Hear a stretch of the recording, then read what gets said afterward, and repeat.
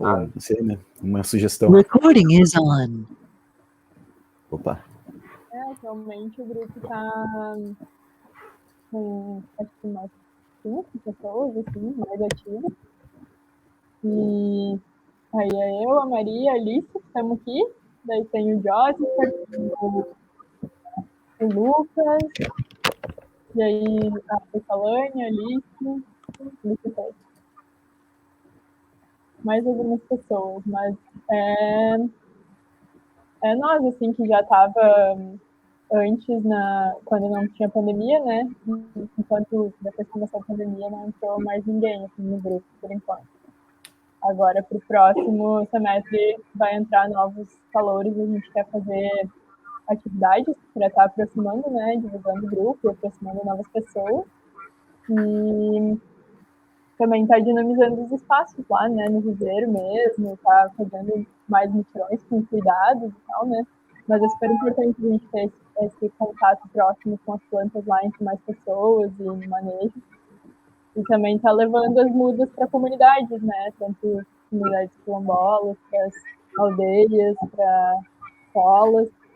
Esse é a frente do trabalho, né? Como vocês sabem, e o pessoal que não conhece do grupo. Essa é a nossa principal frente de trabalho, assim, que está levando as mudas. E também a questão da educação ambiental, de estar recebendo as pessoas lá no viveiro, recebendo as escolas e tal. E isso, por enquanto, na pandemia não tem como acontecer. Assim, né? Então, o que está rolando é as pessoas ir lá buscar as mudas, levar e fazer os plantios. A gente vai acompanhando a distância, assim, quando dá, né? E essas conversas online que a gente está fazendo, que estão sendo bem proveitosas, assim, para a gente conseguir se conhecer melhor, se trocar, né? Pessoas de antigamente, com as novas pessoas, assim, nas atividades online, tem sido bem ricas, assim, para as trocas. Então, um prazer estar recebendo vocês aí hoje. Vivi, Guilherme, Alana, Silvino, Nascimento. Bem-vindos aí. Podemos começar a gravar? Teu som não está muito... Betina, teu som está meio baixo, viu? Já está gravando, acho, pra... Tá gravando, então beleza. Então, agora ficou mais alto. Aproximar o microfone. Melhorou. Não sei se conseguiram entender o que falei. Mas então...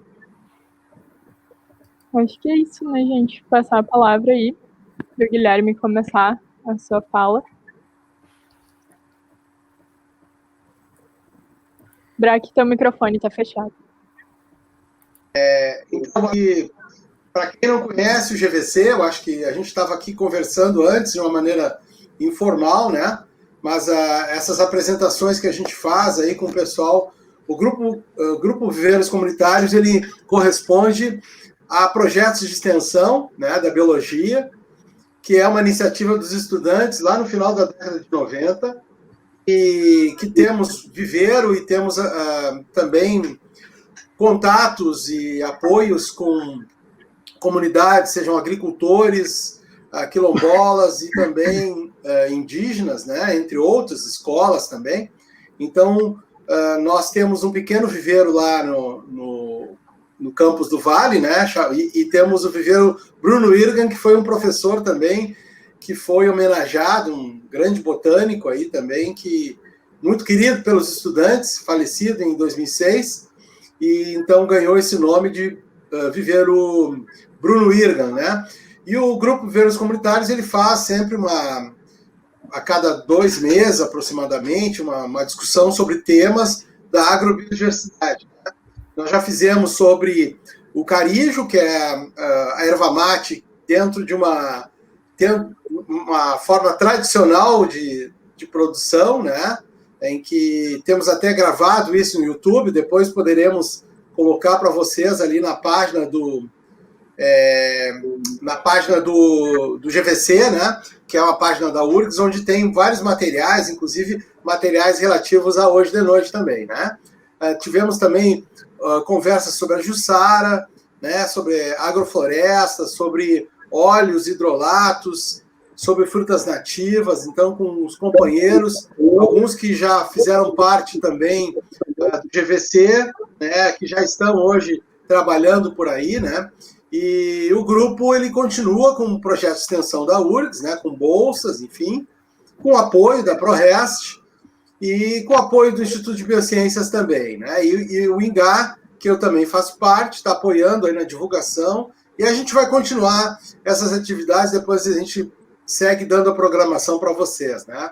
Então, hoje à noite, então, nós vamos tratar da questão das comunidades quilombolas no litoral médio, né? Então, vamos aí começar com o Guilherme Rosa, e depois temos a Lana, Casagrande, o Vinícius, Marcos Vinícius Moser, o Lucas Nascimento, que estão trabalhando, já trabalharam nessa área, que é uma área que pouca gente conhece, né?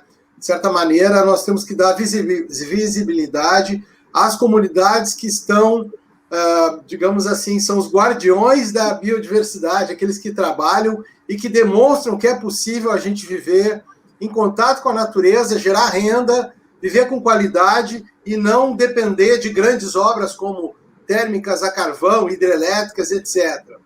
Então, eu deixo a palavra, né? Então, Betina, vamos começar aí. Não sei se tu teria mais alguma coisa, o pessoal aí do GVC gostaria de comentar alguma coisa antes do Guilherme falar.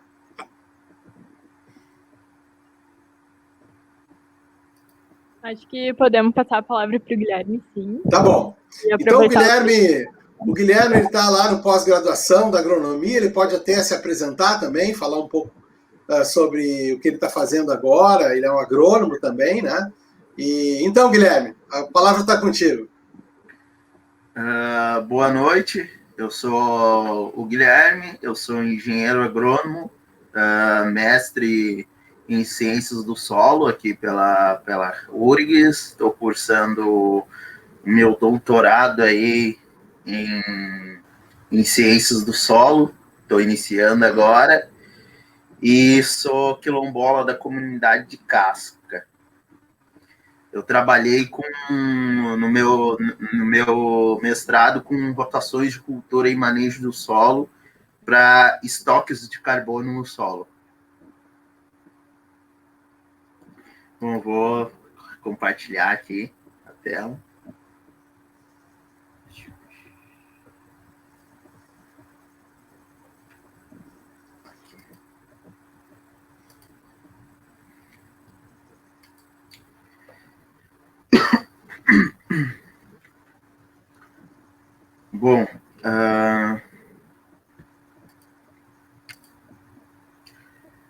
Bom, o movimento quilombola no Rio Grande do Sul começou na década de 90, onde no finalzinho da década de 90 a gente teve a primeira associação quilombola formada, onde se buscou o reconhecimento da Fundação Palmares. Hoje, no Rio Grande do Sul, já são cerca de mais de 165 quilombos, e a maioria se concentra na metade sul do Rio Grande do Sul.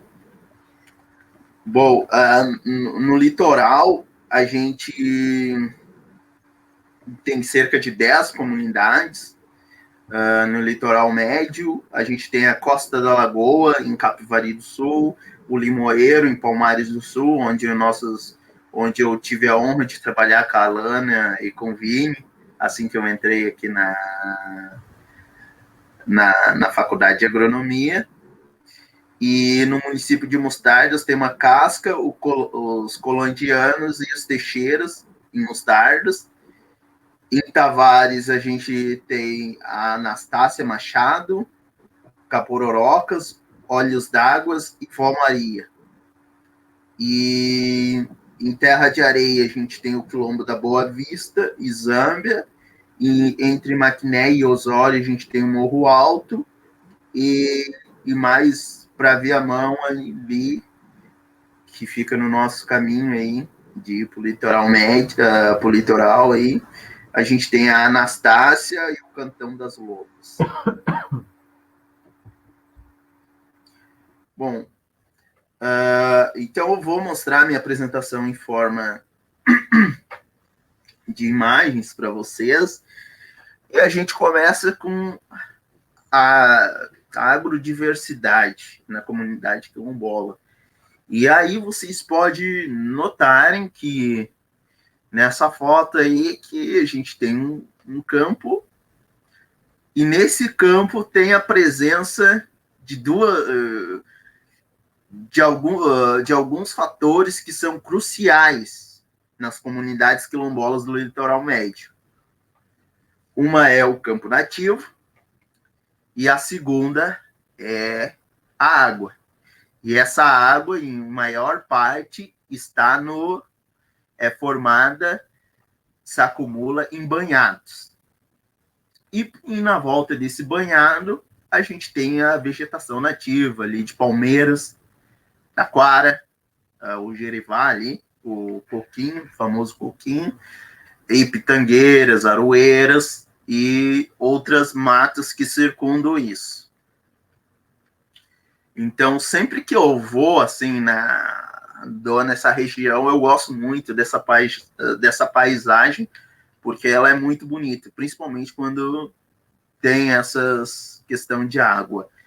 E aí, dentro das comunidades quilombolas, tem uma perspectiva de conservação desses recursos hídricos, principalmente conservar os banhados com a vegetação em torno e também conservar o que está dentro desse banhado, que é o junco, onde no passado servia para construções de casa junto ao barro. Então, aqui a gente tem a gente nota que em volta disso temos a formação das árvores, da vegetação de mangues, mais como se fosse mangues, que são árvores que aceitam essa questão da alagação. Eu não sou muito... falhei um pouco nas aulas de botânica, então não sou muito bom na identificação. Então, esse é o banhado, assim, de uma das chácaras que eu frequento. Então, ele é conservado em si, e toda a volta dele é vegetada, tem a sua vegetação nativa em prol. Eu achei que essas fotos, assim, explicam muito bem. Isso daqui é na casca, e todo ele, assim, é vegetado, com as suas árvores, com as suas madeiras, cataquara,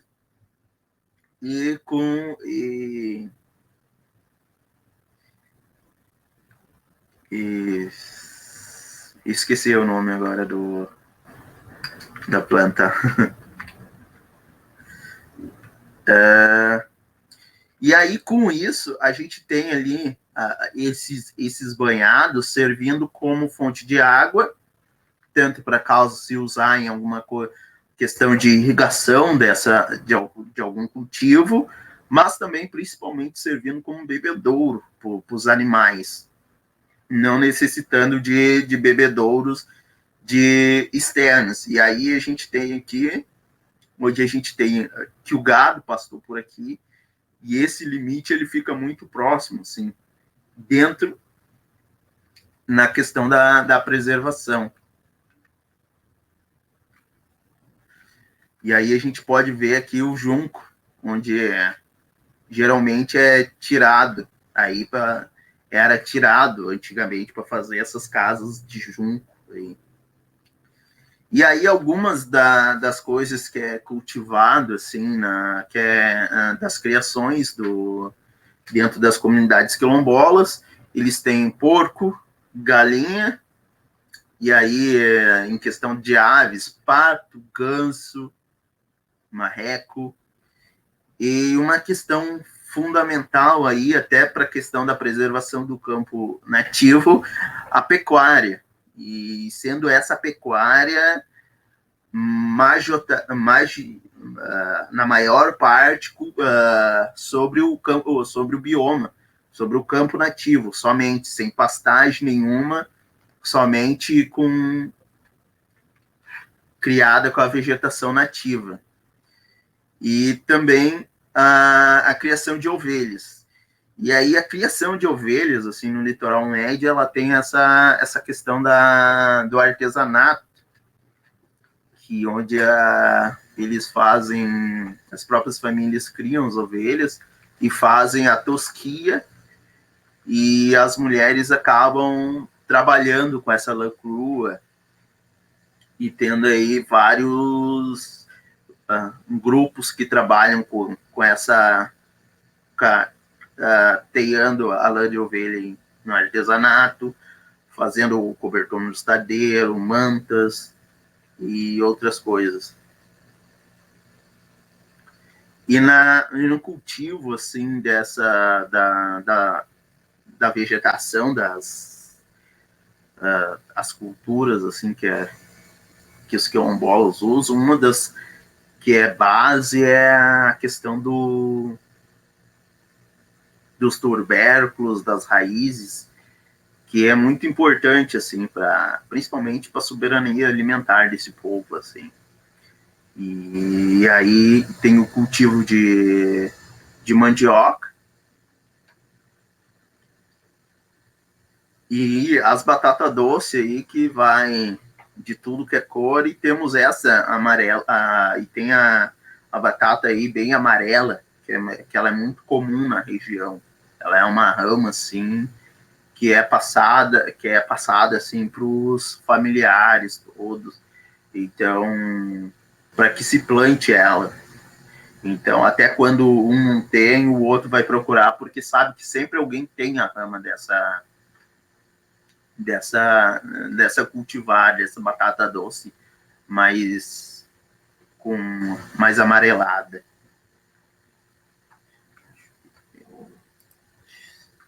E aí também há o cultivo de abóboras e melancias também, que são bastante comuns, assim, nas famosas roças. E sementes crioulas de feijão, abóbora, milho, o milho branco aí, o milho catete, que se cultiva nos quilombos, ele é bastante usado para a questão do consumo, para produzir a farinha que faz o angu, que é consumido nas comunidades, assim. Então, é bastante famoso, é um prato que se serve, que é típico, assim, da região, o angu da farinha de milho branco, e esse milho, ele é cultivado. Nós, a Lana e o Vini, a gente trabalhou com um produtor com quilombola, que plantava esse milho, fazia farinha, secava, e também cultivava chás, assim, na região. E também a gente tem as sementes crioulas de feijão. Aqui, eu acho que a gente não tem, eu não consegui tirar a foto, mas a gente tem um feijão que veio trazido junto com escravos e é cultivado na região, é mantida semente até hoje, que é o feijão sopinha. É um feijão bem pequeno, e ele, nas suas origens, ele é o feijão que era originalmente usado para fazer o acarajé na Bahia, só que hoje é usado outro feijão lá, e aí esse feijão ele ainda é conservado aqui. Até comentei com algum chefe para ver se resgata isso, para fazer esse link, assim, com essa produção, e voltar, assim, a utilizar o feijão originário, sabe? Bom, aqui eu queria que eu sou um cientista do solo, então essa prática aqui de aração, para mim, talvez é meio controverso, que é o sistema que eles usam para fazer as roças. E isso daqui não, é uma prática, fazer as roças desse jeito de lavrar o solo é uma prática europeia, é uma prática não é uma prática de quem tem origens em países tropicais, porque em solo tropical você não precisa se fazer, mas num solo de clima temperado se fazia todo esse revolvimento para descongelar o solo. Mas, nesse quesito, as comunidades do litoral sofrem de uma coisa,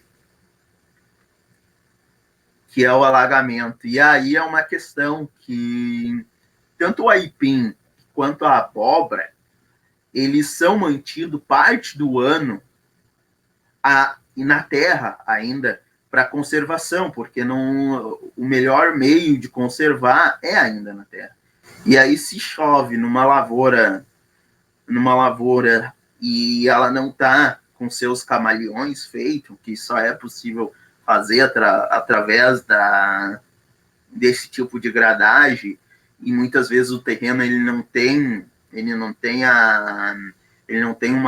uma inclinação tão adequada para se escorrer a água, você não fazer você acaba talvez arriscando perder o alimento para o seu ano inteiro. Então isso daqui é uma prática que é utilizada, mesmo o solo sendo arenoso, mas principalmente devido a isso. Quanto maior o camaleão, melhor é a conservação, justamente porque as plantas elas se conservam melhor no solo, desde que não esteja a raiz machucada do aipim ou da batata doce.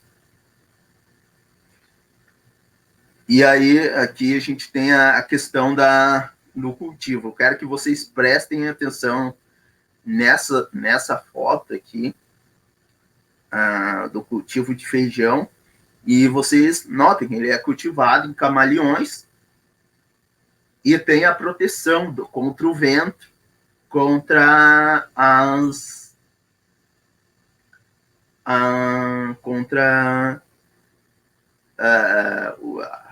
tem a barreira de quebra-vento, que é a taquara, para proteger o cultivo e também proteger quem está trabalhando aí para não sofrer tanto com o vento, porque o vento no litoral ele é muito forte. Então, nas hortas, o pessoal eles preservam bastante ainda o butiazeiro, assim, na região. Eu até fiz um trabalho uma vez com assessoramento remoto para ver a altura onde os butiazeiros estavam localizados na comunidade de Casca, principalmente, quais eram os lugares mais propícios para se plantar mais. E vocês podem notar que vamos supor, isso daí é praticamente uma bioconstrução. De fora só tem garrafa reutilizada que colocaram ali para ser uma proteção, fazer uma proteção a mais, mas a mesma taquara que faz o quebra-vento é utilizado para fazer a cerca. E os moirões que são formados para fazer a horta é daquelas árvores tortas lá, das árvores de mangues, que muitas vezes são pegos. Ou até de alguma plantação, assim, de eucalipto, sendo que não tem muitas, mas acabam no uso do manejo agroflorestal, é uma pioneira, eu acho, que se planta o eucalipto para servir para as outras, e isso você acaba utilizando e tirando moirões para a construção de cerca. E numa horta, e em questão de horta, as famílias quilombolas sempre visam ter um pouco de tudo.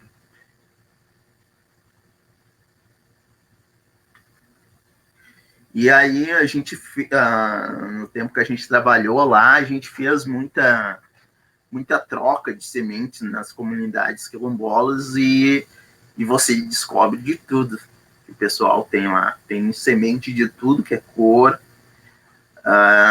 inclusive mudas de espécies que estavam em extinção e alguém tinha lá na sua chácara um pé e a gente acabou indo lá tipo, conseguindo fazer uma muda por alporquia, tipo, principalmente o Vini e a Lana que estavam lá, né, com a ajuda do Alex, da Emater lá, achando essas plantas que estavam lá protegidas lá no meio do mato para fazer essas mudas e replicar mais. A gente fez esse encontro aí, que foi bem grande aí para uma troca de mudas entre as comunidades quilombolas. E aqui foi nesse encontro e foi no local onde a gente tinha o viveiro do projeto, que foi na chácara do seu Adroaldo, onde a gente fez a maior parte das mudas, e também ele produz o chá de hibisco. Ele produziu lá, também fez geleias, refrigerante dessa flor, assim. Inclusive, eu acho que na Lomba do Pinheiro, as mudas vieram de lá, do hibisco, a semente, coisa e tal. Foi essa troca, assim, veio lá do seu Adroaldo.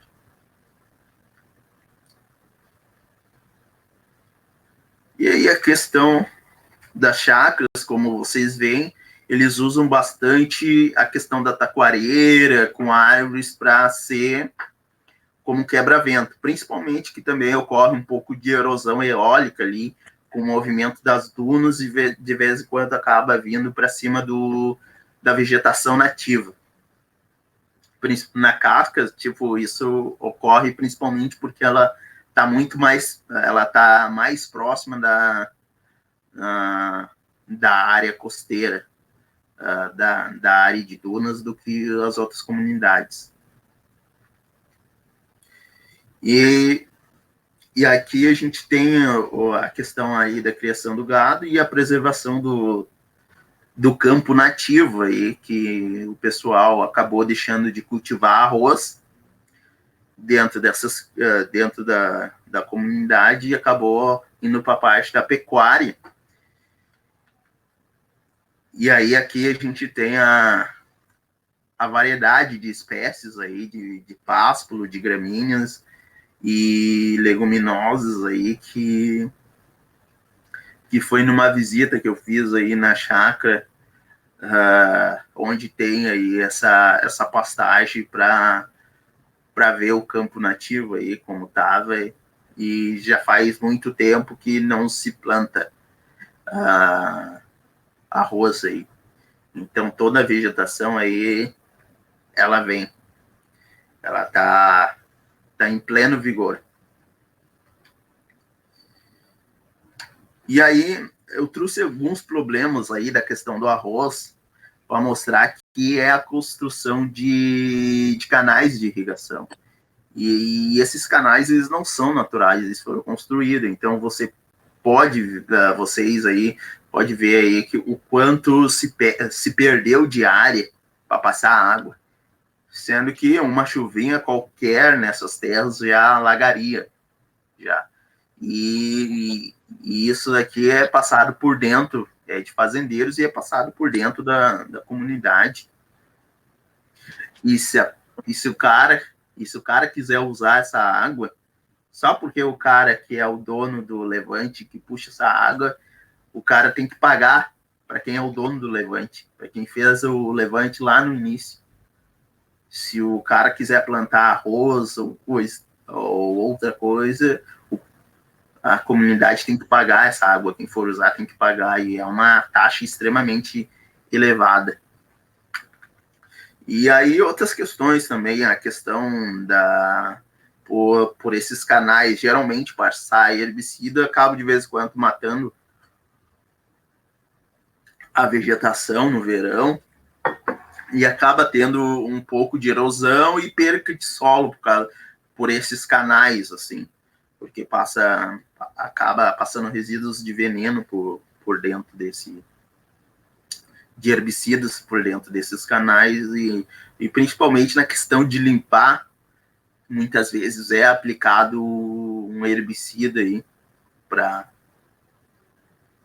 matar ajudar assim, na questão de matar e depois passar uma reto e limpar o canal de irrigação. E aí queria que vocês prestassem bem atenção nessa foto. Essa foto é de arroz que está sendo hoje plantado aí não só na comunidade de Casca, mas em outras comunidades e também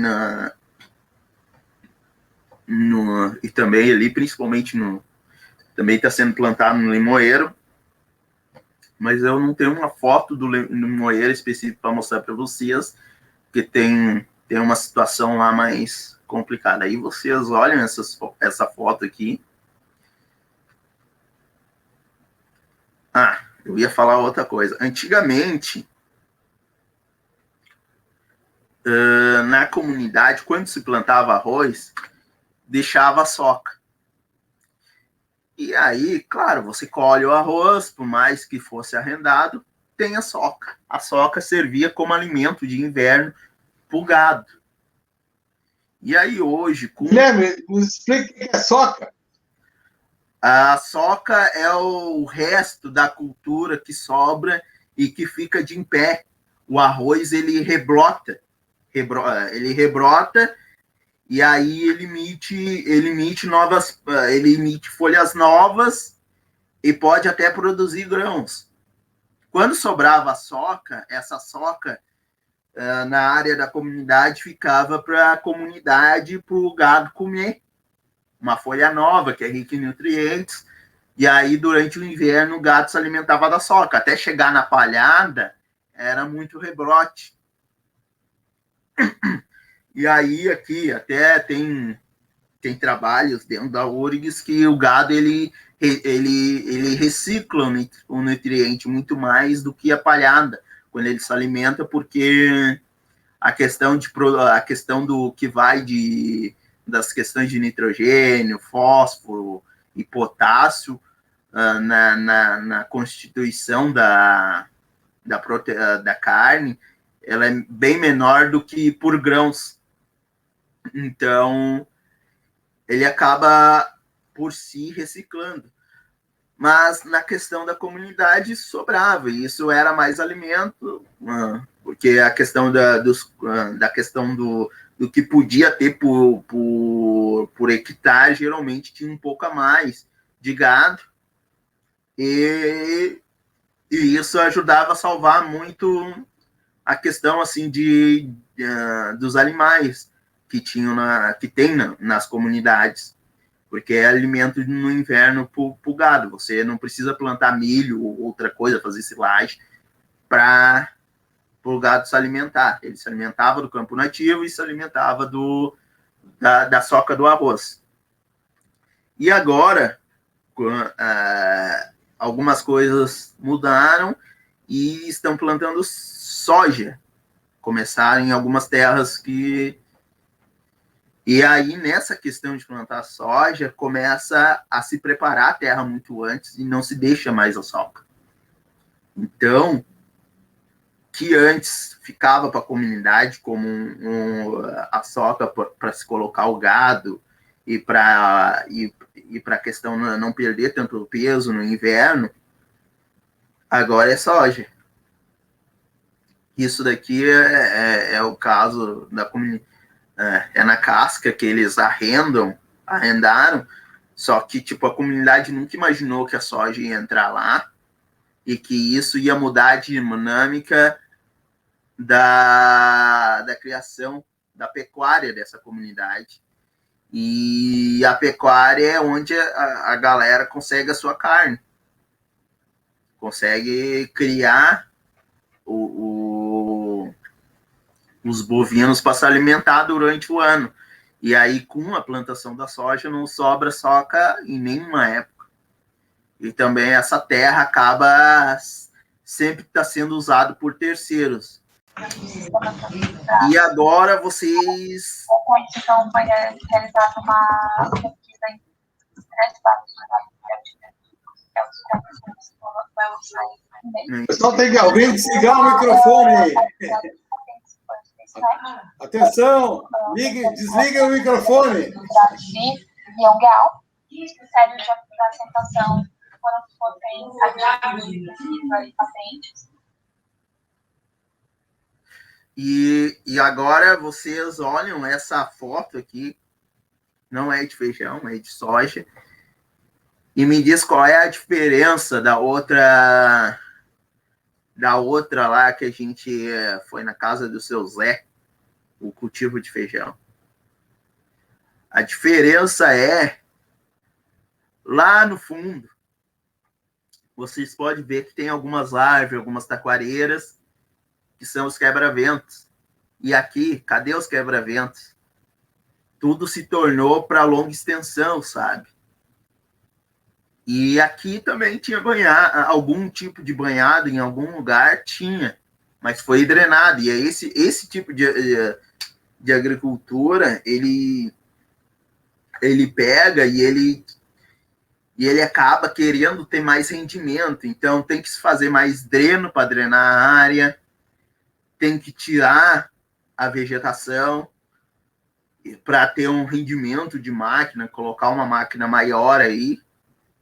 E aqui na volta, tipo, fica realmente aí o famoso deserto verde, porque a gente só tem a questão da vegetação, dos quebra-ventos, da formação assim das chacras quilombolas no litoral, que é formada por essa questão de cataventos ao redor da onde as pessoas moram e da onde os locais de trabalho delas.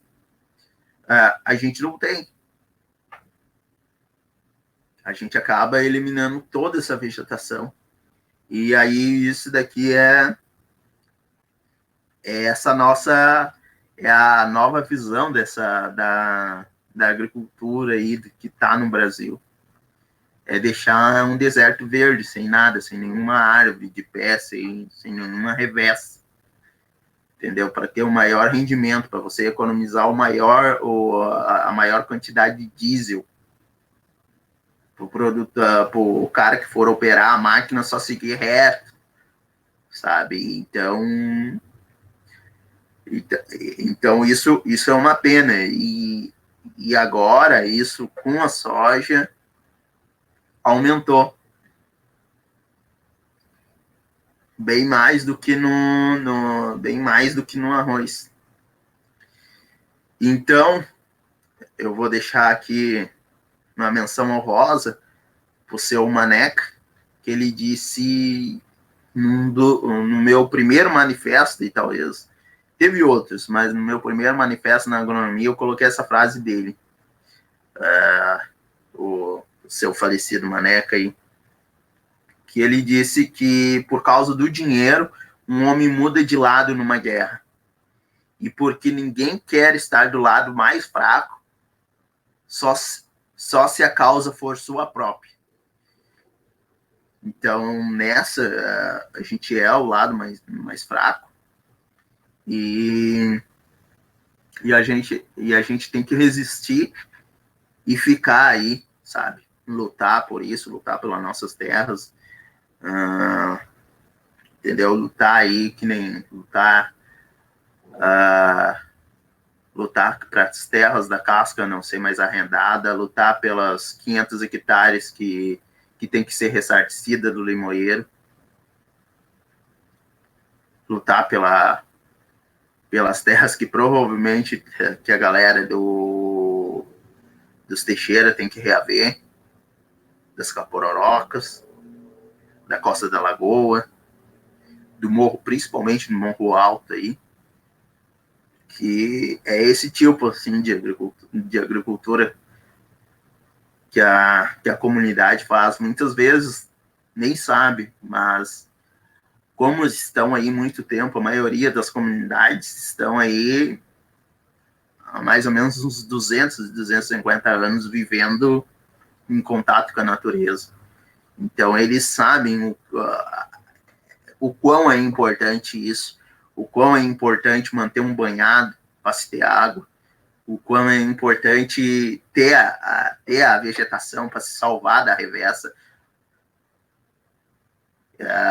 para evitar que as dunas avancem sobre aquele solo, sobre aquela terra, aquele solo mais fértil, sobre aquela terra mais preta, que tem mais, que foi o meu objeto de estudo tão estudado na minha graduação, no meu mestrado, que tem mais carbono no solo, que vai propiciar aí que você não precise plantar 30 ou 1.000 hectares, mas que você possa plantar 1 hectare, e essa hectare da sua produção vai ser suficiente para você se alimentar o ano inteiro e ainda fazer escambo, trocar com seu vizinho por alguma coisa, sabe? Trocar. E o resto ser preservar aí. E muito obrigado aí pela atenção de vocês. Bem nervoso.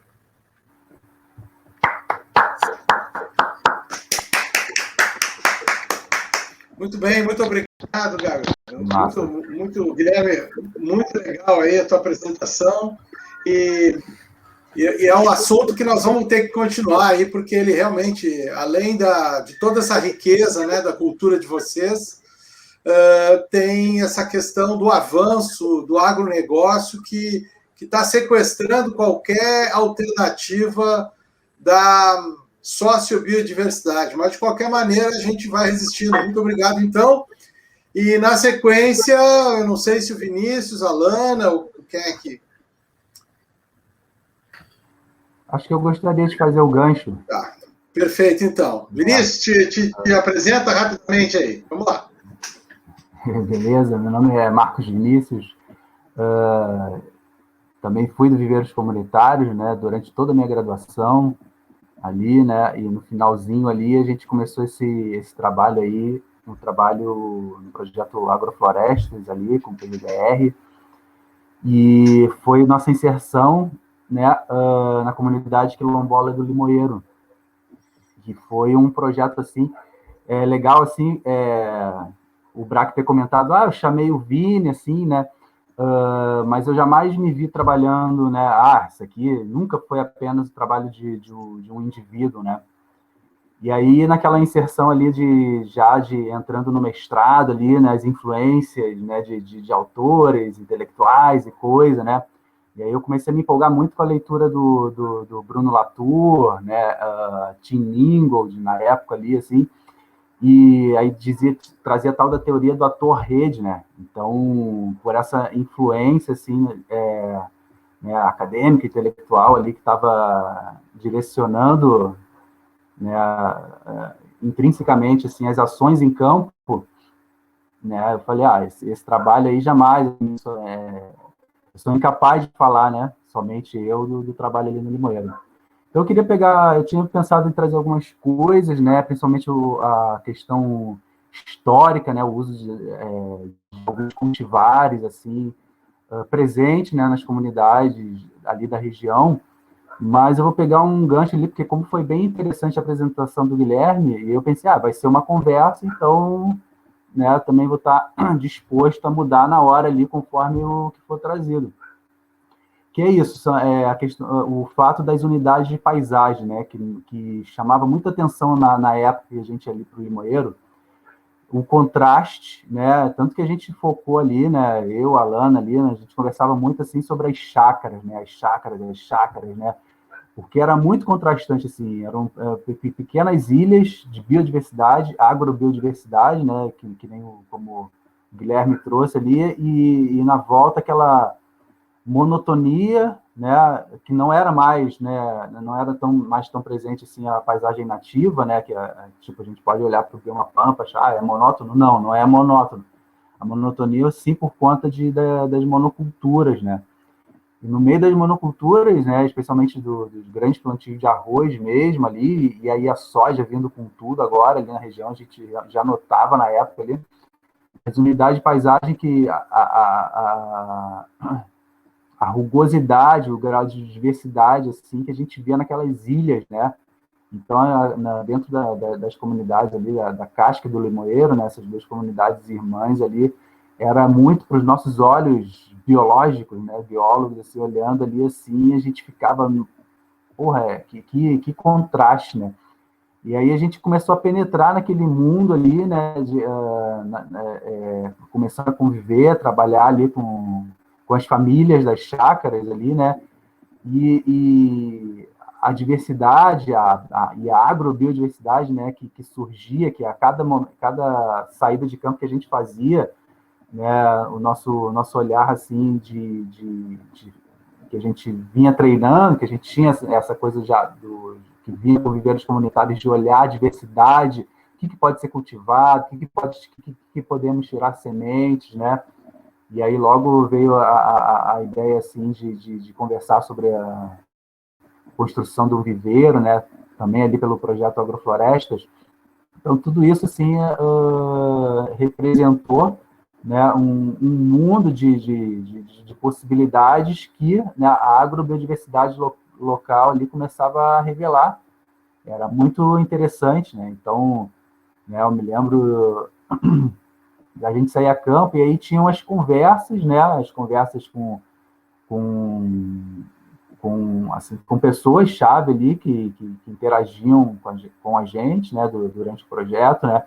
Então, a homenagem aí que o Guilherme faz, o falecido Seu Maneca, ele foi uma pessoa fundamental ali para poder assim, trazer, né, uma compreensão mais profunda dos processos políticos e sociais que estavam tendo ali, né, na questão da luta pela terra, pela titulação, né. Então, tudo era atravessado por isso, né. Então, a gente vivia assim, tinha uma luta, né, em processo ali, que era a luta pela manutenção de um estilo de vida, né. O Seu Maneca trazia muito isso, a manutenção que estava ali incorporado, né, nas roças, nos cultivos, né, nas criações, na diversidade de plantas nativas que se aglomeravam ali nas chácaras, né, na diversidade de cultivares, né. Então a gente era assim, era muito interessante assim, esse tensionamento que a gente vivia, né, porque nós tínhamos assim um olhar, um interesse biológico da agrobiodiversidade e a gente se colocava num diálogo e aquilo ali foi sendo interessante porque qualquer coisa que a gente tivesse interesse de fazer ali em fortalecer os cultivos, em promover mutirão ali assim, a gente via que o pano de fundo essencial era poder fortalecer a luta quilombola ali, né, poder visibilizar, né, o trabalho que a comunidade, né, e as famílias vinham fazendo ali de manutenção mesmo, né, das sementes, né, dos cultivares, né, da roça, né, a cultura de roça, né. Então isso foi fundamental ali na nossa formação, na nossa construção de mundo, né, como estudantes ali, ver, né, a cada saída de campo ali que a gente estava que a gente vivia um mundo que ele não era um mundo onde todos se entendessem, que pudemos entender que era a luta, né, pela terra, né, e as imposições que o capitalismo hegemônico, né, coloca em tudo que é área, em tudo que é ponto, em tudo que é região, né, que se caminha nesse planeta, né. Então foi bem significativo, né.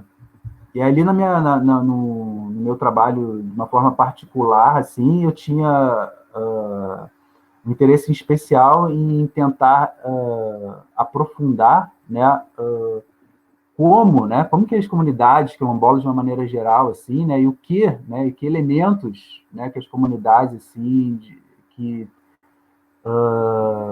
já vinham, né, se por acaso não tinham atravessado o Atlântico, né, nas vindas dos primeiros grupos, né, de escravizados para o país, assim, né. Então, quando o Guilherme trouxe ali o feijão sopinha, né, isso me chamou muita atenção. Eu queria saber quais eram os outros feijões que por acaso estivessem vindo, né, quais eram as outras plantas que por acaso não estivessem vindo, né. Então, ali já já tentando, já fazendo uma grande sopa, né? Projeto Agroflorestas, mestrado, né? E outros, né? A própria amiga aí, a Alana já tinha feito o trabalho dela na Casca também, né? Sobre as chacras também. Então, a gente vinha nessa discussão, né, da importância da manutenção disso, né? E, particularmente, ali, eu tinha um interesse um interesse específico, né, em poder observar desse poder, né, essa capacidade, né, de diferentes etnias vindo do outro lado do Atlântico, né, e se adaptar, né, a situações extremamente, né, extremamente cruéis, né, quando na configuração dos quilombos, não muito no Rio Grande do Sul, a gente, né, teve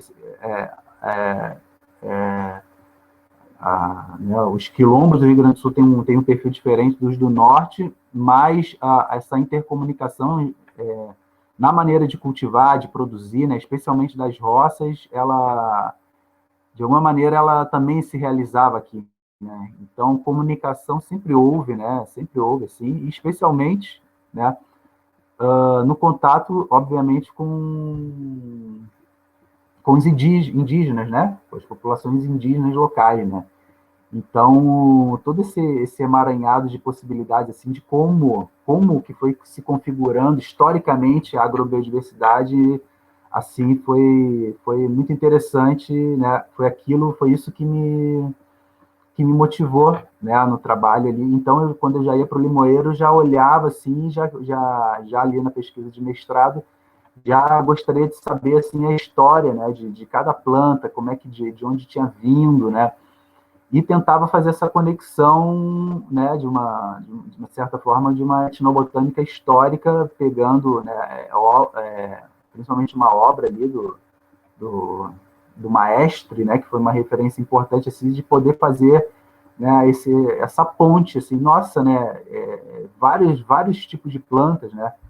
Eu vou mostrar aqui rapidamente para encerrar né, deixa eu compartilhar aqui uma rápida tabela pô, eu não estou acostumado a usar isso aqui, caramba, por quê? Vocês me dizem se está aparecendo. Está aparecendo? Ainda não, mas acho que, não sei se alguém tem que autorizar teu compartilhamento, não? Vê aí, Maria ou Betina, por favor. Tem uma setinha ali de compartilhar sua tela.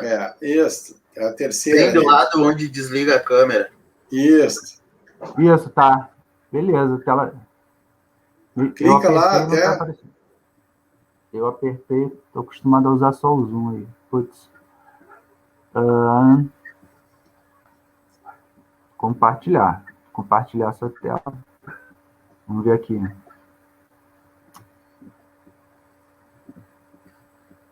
Não está aparecendo ainda? Ainda não. Enquanto isso, a gente vai comentando aqui. O Rafael Guer, que ele disse que tem sementes de machixe do seu Maneca. A dona Tereza falou esses dias que perdeu. Lanço antes de setembro na forqueta para amigo Nascimento. Aí, Nascimento. Opa, grande Rafa. E aí? Eu nem sei o que é machixe, cara. Eu sou botânico, cara. Eu nem sei o que é. Aí, agora acho que vai, hein, Vini? Vai lá, tocando. É um parente do pepino, eu acho. Ah, então. Clica. Pô, cadê? Eu comecei a ler aqui. Clica no teu arquivo, Tia. Clica no arquivo que ele vai aparecer. Tá aparecendo aí, ó? Não, tá só aparecendo o mosaico de fotos aqui. Do mosaico da live. Pô, não acredito. Tá compartilhando a sua tela, Vini. Eu compartilhei na própria... Isso, tá aparecendo para nós. Daí agora tem que abrir a... Tá um espelho aqui. Tem que abrir a baixa. Então aqui, assim, eu vou falar rapidamente, então, só para encerrar aí, assim, né, Então, quando a gente fala, por exemplo, se vocês encontram na roça cana-de-açúcar, né, ananás, abóboras, araçazeiro, amendoeira, alface, né,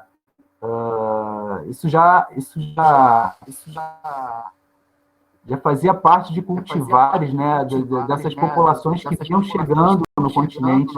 Né? Então, ó, ameixeira, bananeira, mandiocas, então, né? Beldroega, batata doce, castanheiros, cebolas, né? Tá dando um eco que alguém tá com o microfone aberto. Tá dando eco. Então, mais ou menos isso, né? Acho que tentei ser rápido aí, para todo mundo poder falar um pouco aí, sua experiência, né, seu olhar aí, a gente, de repente, discutir um pouco sobre a questão da agrobiodiversidade quilombola, né. Eu achei legal que o Guilherme ele trouxe, né, a problemática que envolve, né, tipo, quando fala de plantio de soja ali na região, ali a gente tá vendo a patrola passar em cima da agrobiodiversidade local ali. E aí tá aí a problemática, né? O olhar, né? Enfim. Tá certo. Muito obrigado, Vini, também, cara. Que legal. Fez parte do GVC também aí. Deixou muita história. E vamos seguir. Alana, o que tu tens a dizer também? Olá, pessoal. Boa noite. Já te apresenta. Eu sou a Alana. Eu estudei biologia também na URGS durante todo o período que eu cursei.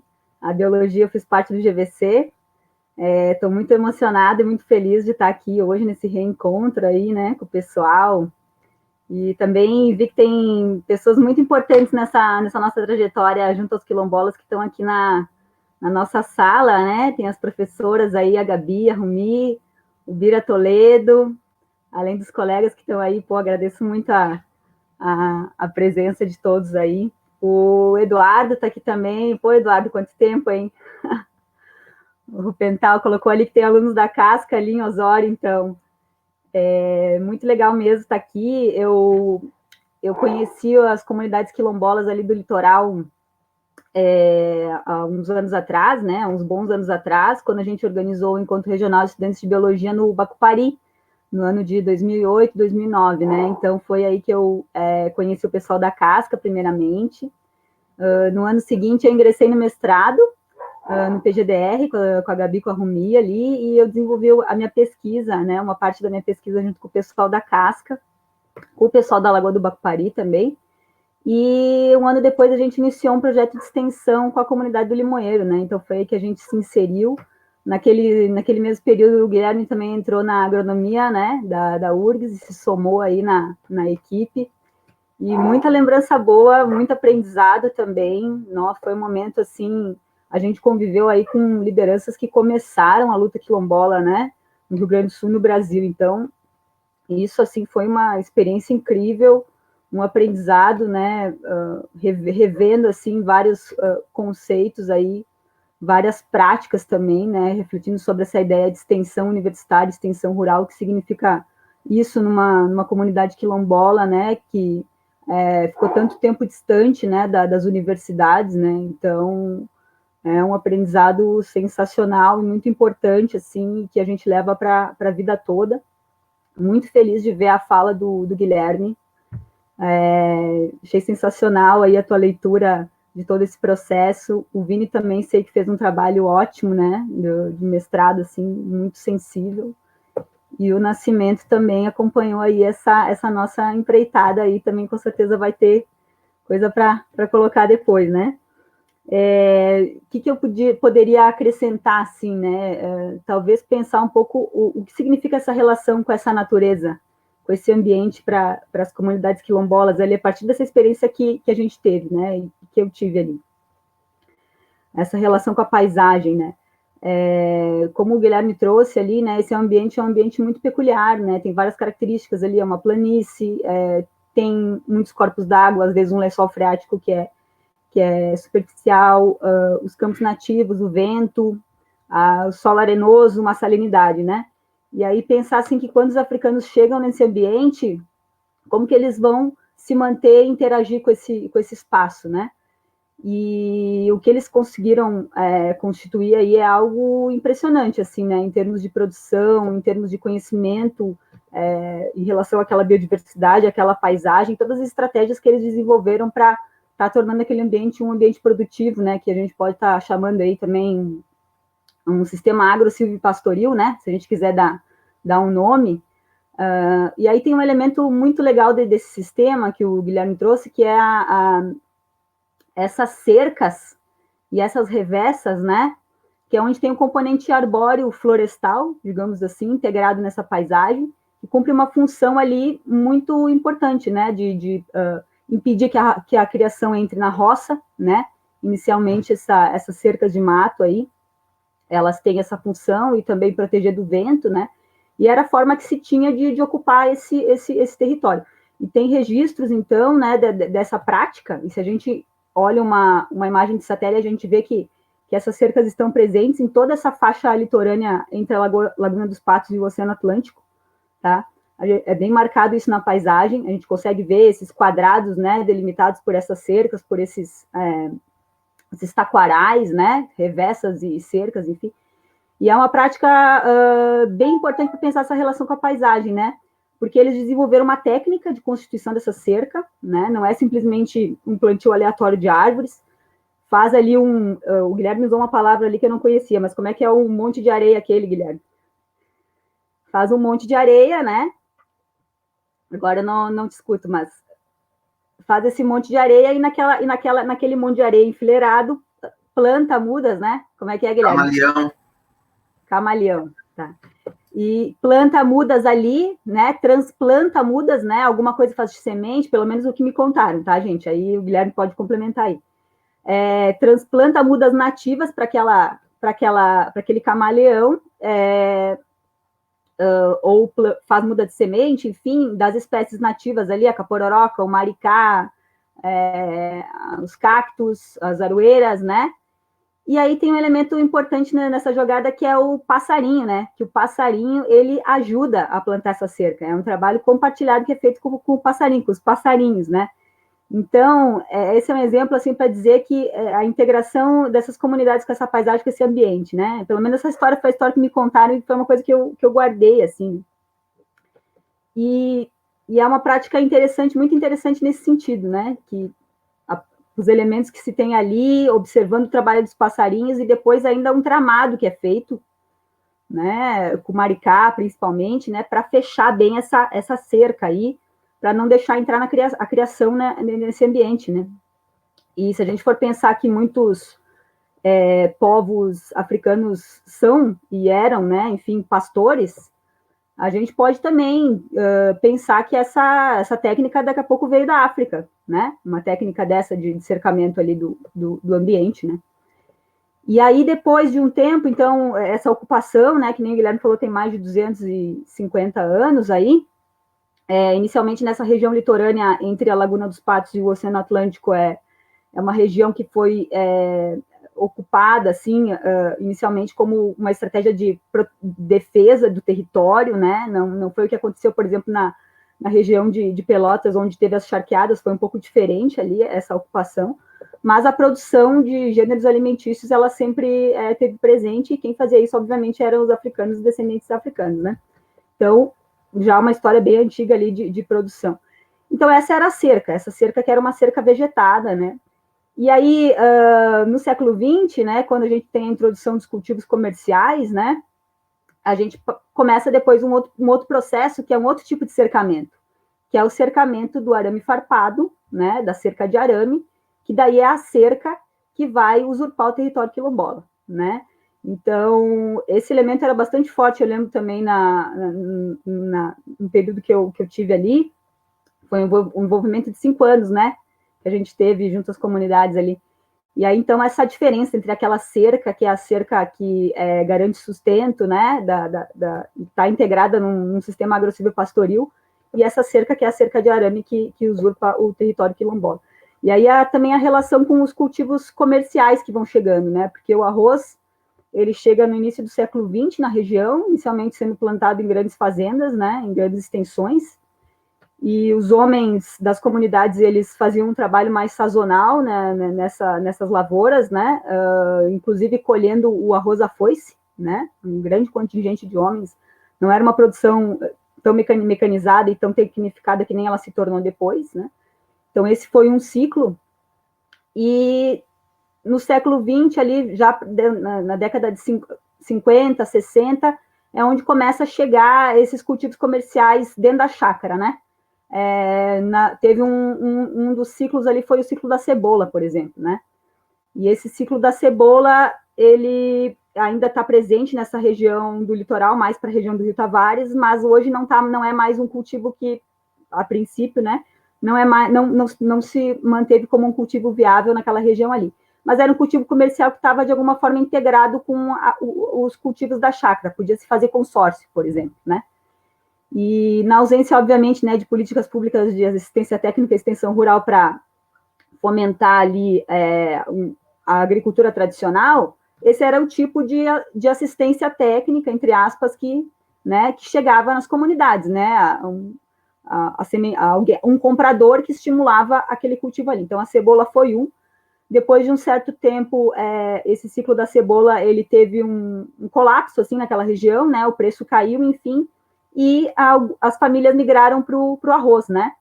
Obviamente que isso não se dava de uma forma homogênea entre todas as famílias das comunidades, tá? Não eram todas as famílias que empreendiam cultivos comerciais, umas que estavam numa terra melhor, ou que tinham, enfim, diferentes condições ali, que aderiam a esses cultivos, né?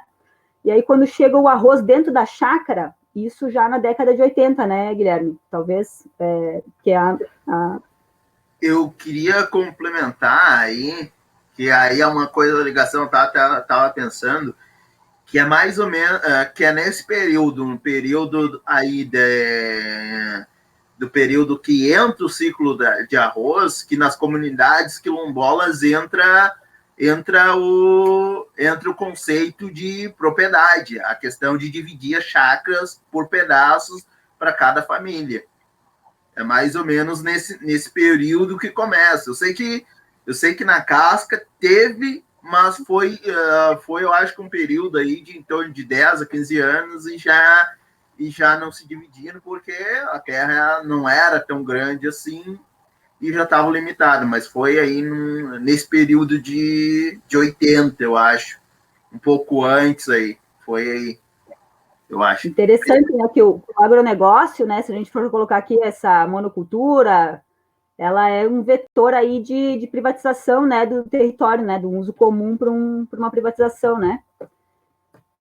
E aí o arroz, ele, como o Vini também, o Guilherme sabem e já mostrou ali, né, ele é um cultivo que ele se tornou cada vez mais tecnificado, mais mecanizado, né, e pouquíssimas pessoas, né, podiam fazer esse cultivo próprio, né, inclusive para angariar financiamento bancário tem que ter título de terra, né, e aí então o arrendamento ele se tornou uma opção, né,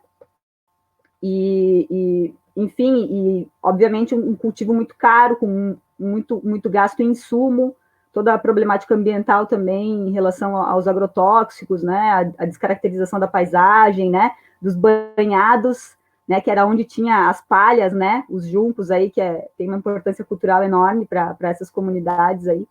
Então, a gente teve essa transição, né, e só que, ao mesmo tempo, a gente vê que essas chácaras quilombolas, com toda essa agrobiodiversidade, possibilitou aí a resistência dessas comunidades e a própria manutenção, o avanço desses cultivos comerciais, desse modelo, porque se não tivesse os quilombolas ali com as suas chácaras produzindo seu alimento, nem teria sido possível que esses cultivos tivessem avançado também, porque precisava dos quilombolas, né, do trabalho, da terra dos quilombolas, né, para que esses cultivos avançassem.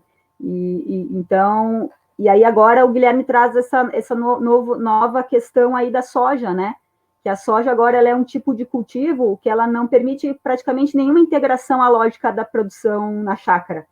O arroz ainda mantinha ali alguma integração com a história da soca, né, que os animais podiam entrar ali depois da colheita, enfim, e aí a gente vê que agora a soja, ela já aparta, né, mais ainda ali.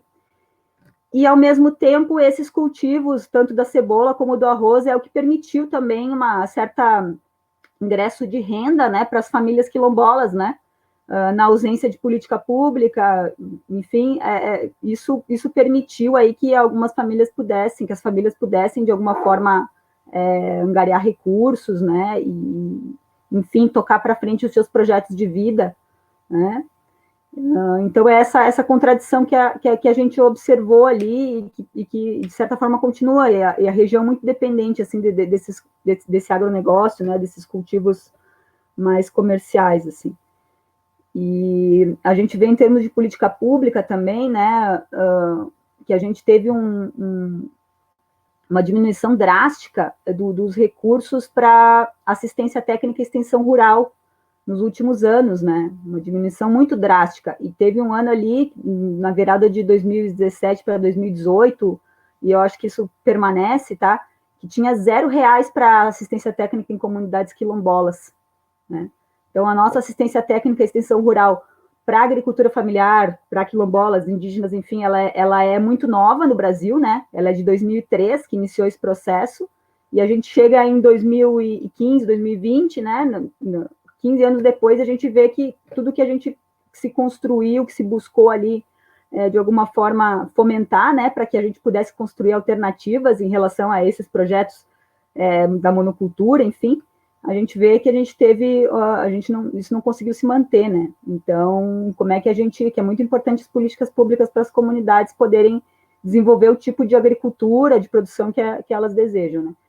Então, era só mais ou menos isso que eu tinha para colocar agora, né? Acho que vamos passar para o Nascimento, e aí a gente segue depois na conversa. Obrigada, gente. Muito obrigado, Alana, esse contexto teu aí que tu fizesse também histórico, né, do avanço da modernização da agricultura, né, e essa questão toda também da divisão da terra que o Guilherme falou, né.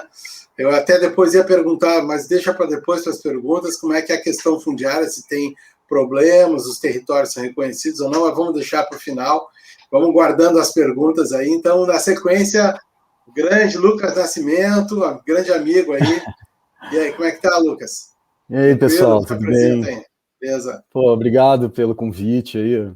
Fico muito honrado aí de estar conversando com vocês, encontrar esses amigos aí, esses professores aí da minha caminhada, com certeza, várias pessoas importantes. E tratar desse tema, para mim, que é tão especial, assim, e, poxa, tanta coisa para a gente falar, né? Essa palavra quilombo, ela é uma palavra tão cheia de significado para nós, assim, para as pessoas negras, né? Enfim, então, realmente, a gente pode... É uma palavra que, para mim, ela nos convida a gente tentar descolonizar o nosso imaginário, né? Das coisas, primeiramente. E nessa tentativa de descolonizar, a gente também pode tentar olhar para a história, olhar para o passado e enxergar outras coisas que estavam lá e que a gente não foi capaz de identificar, né? Bom, rapidamente, eu sou biólogo, sou capoeirista, sou agricultor, sei lá, um monte de coisa, e isso muito em função dessa minha caminhada pelo GVC aí, que acabou também me transformando, né? E eu agradeço especial ao professor Paulo Braque, que sempre foi um professor muito generoso com as nossas criações e as nossas loucuras, e até também com as nossas revoltas, assim, e que sempre nos deu muito espaço e sempre conseguiu nos ouvir muito, então isso foi muito importante, né? E, bem, bom, eu caminhei por muitos quilombos aí, pessoal. Assim, eu não sou nenhum especialista, nem nada disso, estou ainda aprendendo cada vez mais. Até agora vi aqui o Bira Toledo, pô, eu tive a oportunidade de conhecer esse grande mestre também aí do movimento negro do Rio Grande do Sul, que, nossa, eu tive uma aula com ele, super importante. Enfim, então esse é um tema, assim, para os mais novos que estão chegando, que eu coloco aqui, assim, os quilombos, realmente a gente tem muita coisa a aprender com essas comunidades negras rurais e também urbanas, suburbanas. Na verdade, às vezes eu falo comunidades, quilombos urbanos e tal, tem uma série de contextos, né, mas até falar em urbano, na verdade, são às vezes comunidades que estão resistindo ao urbano, né. Enfim, Então, a resistência é um tema que está muito presente nessas comunidades, né? E as comunidades quilombolas, às vezes a gente tem uma série de preconceitos, de equívocos, assim, não por nossa culpa, mas da forma como a gente foi aprendendo a entender essas comunidades, né? E a gente, às vezes, remete muito à ideia das comunidades que foram formadas pela fuga apenas, e, na verdade, é uma complexidade de muitas formas diferentes como essas comunidades foram se formando ao longo do tempo, né? E o fundamental é a gente, agora que eu estou tendo a oportunidade de voltar a estudar, estou no PGDR, e, enfim, e vendo a história agrária brasileira, a gente vê que existem grandes lacunas quando se falam dessas comunidades, e tem uma contribuição enorme que essas comunidades deram para toda a história agrária do brasileira, do ponto de vista do abastecimento de alimentos, e que muitas vezes a gente não consegue ter essa dimensão. Quando a gente pensa nos quilombos apenas como comunidades isoladas, que estavam lá, refugiadas, escondidas, a gente não consegue ver a dimensão real do que essas comunidades foram capazes de criar. Na verdade, a gente vai ver que as grandes cidades brasileiras, elas dependiam dos quilombos para a sua alimentação, na medida que a base do nosso sistema hegemônico, ela sempre foi, esse sistema colonial, ele sempre foi das plantations, dos latifúndios, das monoculturas, e que nunca nos alimentaram, e que nunca nos elevaram, e, na verdade, só nos faliram e continuam fazendo isso. Então, na verdade, a soja é uma continuação de um processo, né, que vai se sofisticando, vai se modificando, mas, na verdade, isso é um processo muito longo, né, que está no início desse Estado, dessa ideia de Estado-nação brasileiro. Então, quem alimentou, e quem alimenta até agora, né, a gente vai ver na história que tiveram grandes rupturas, grandes golpes dessas comunidades, né? E alguns deles não fazem nem tanto tempo assim, né? A Lana começou a falar assim dessas revoluções agrícolas aí, e elas são, até se a gente for pensar, elas são um pouco recentes, assim. Eu ali em Maquiné, onde eu moro, na Forqueta, eu ainda consegui encontrar algumas pessoas que tinham essas histórias, né? De quando essas modificações foram chegando e que realmente inviabilizaram completamente seu modo de vida, né? Então, isso está muito presente ainda nas histórias, né? Quando a gente, outro elemento, assim, que ele é marcante, assim, na experiência, quando a gente tem contato com essas comunidades quilombolas, é a acolhida, sabe? É a generosidade, é o carinho como a gente é recebido. E isso assim, não é um detalhe, sabe? Isso é quase como um elemento fundante dessas comunidades, sabe? Que a gente caminha por vários lugares e a gente vê que isso está muito presente, sabe? Agora tem um termo até que está sendo muito utilizado, que é a reciprocidade, né? Mas é muito mais do que isso, sabe? É um entendimento coletivo, né? É uma relação de tipo do alimentar a tua comunidade. Então, a lógica que move essas comunidades, do ponto de vista da forma como elas produzem, como elas se movimentam, como elas se desenvolvem, ela é completamente diferente. Né? Por isso que eu digo, assim, a gente tem que descolonizar o nosso imaginário, porque tem muitas potências aí, né? E a gente tem capacidade de recuperar, de resgatar muitas lições e muitas coisas que estão aí, que estão resistindo, né, a partir dessas comunidades todas aí. Né? Então, essa acolhida, bom, a gente, né, na nossa história aí, a Lana, Vini, Guilherme, bom, Guilherme foi que é um amigão aí que a gente conheceu nessas caminhadas aí, mas a família do Guilherme, entendeu? O seu Maneca, eu quase choro aqui de falar, porque essas pessoas foram tão generosas com a gente, cara. A gente chegando da universidade, enfim, e nos recebendo dentro de casa, sabe, e compartilhando seu conhecimento com o maior carinho. Isso marca muito a vida da gente, né, cara? E aí eu andei, assim, nesse contexto, assim, da Mata Atlântica, que é um objeto de estudo meu, assim. Eu fui para o Sudeste, fui para, né, Rio de Janeiro, São Paulo, e acabei convivendo com algumas comunidades lá e aprendendo muito, assim, para mim poder, né, enfim, desenvolver o meu trabalho aqui, e muito com as comunidades quilombolas, e isso sempre me marcou muito, assim, a forma diferente como as pessoas lidam com a sua produção e organizam suas vidas a partir de um outro referencial. E qual é, para mim, um elemento muito importante para a gente pensar aqui? Essa ideia de terras comunais, sabe? E é uma coisa que que está muito ameaçado, e é uma proposta que está lá na Constituição, sabe? De demarcar esses territórios, de tombar esses territórios, né? Então, a proteção do Estado, para que eles não sejam especulados. E isso é complexo, tem uma série de contrariedades aí, porque o Estado passa a ser dono desses territórios, né, definitivamente, mas ele garante uma outra forma da gente atuar nesses territórios, né, dessas comunidades atuarem nesses territórios, né, que elas poderem ter essa possibilidade de estarem protegidas pelo Estado e de poderem reproduzir essa cultura, né, continuar desenvolvendo essa cultura que está, enfim, pautada nessa ideia do uso comunal dos recursos, do território. Isso que é, talvez, que está muito ligado com essa ideia da reciprocidade. Porque na medida que o território não é meu, que a terra não é minha, ela pertence a todos, quando eu produzo alguma coisa, aquilo também não é meu, aquilo é dos outros, entendeu? Cara, quando eu escuto os relatos de alguns colegas que eu tenho aí no PGDR, que são do Norte, é fantástico tu ver essa coisa de que as comunidades que estão no interior, elas mandam um alimento para as pessoas que estão na cidade, entendeu? Porque aquelas pessoas são da sua comunidade, mesmo estando lá na cidade. Então, o Guilherme, que está estudando na cidade, a família dele manda, ou às vezes nem a família, as pessoas daquela comunidade mandam um alimento, porque é isso, porque tu pertence, é um pertencimento comunitário. Isso é fantástico, sabe? Eu acho que isso, sabe, é um conhecimento, é uma tecnologia social, e essas coisas aos poucos a gente está recuperando na nossa história, a gente está perdendo, né, esse complexo que a gente tem e está se descolonizando, e a gente tem muita coisa boa para encontrar aí, entendeu? Esse é um campo muito importante. E essas comunidades estão sofrendo muito com esse atual momento. Então a gente precisa também se levantar e enxergar isso, porque isso é muito urgente, que a gente está à beira de perder muitas coisas também nesse processo que a gente está passando, tá? Eu voltando assim, eu sei que é pouco tempo, mas eu estou lá em Maquiné, litoral norte, e lá tem um quilombo muito importante, né? O quilombo do Morro Alto, muito importante para o nosso contexto aqui do Rio Grande do Sul, né?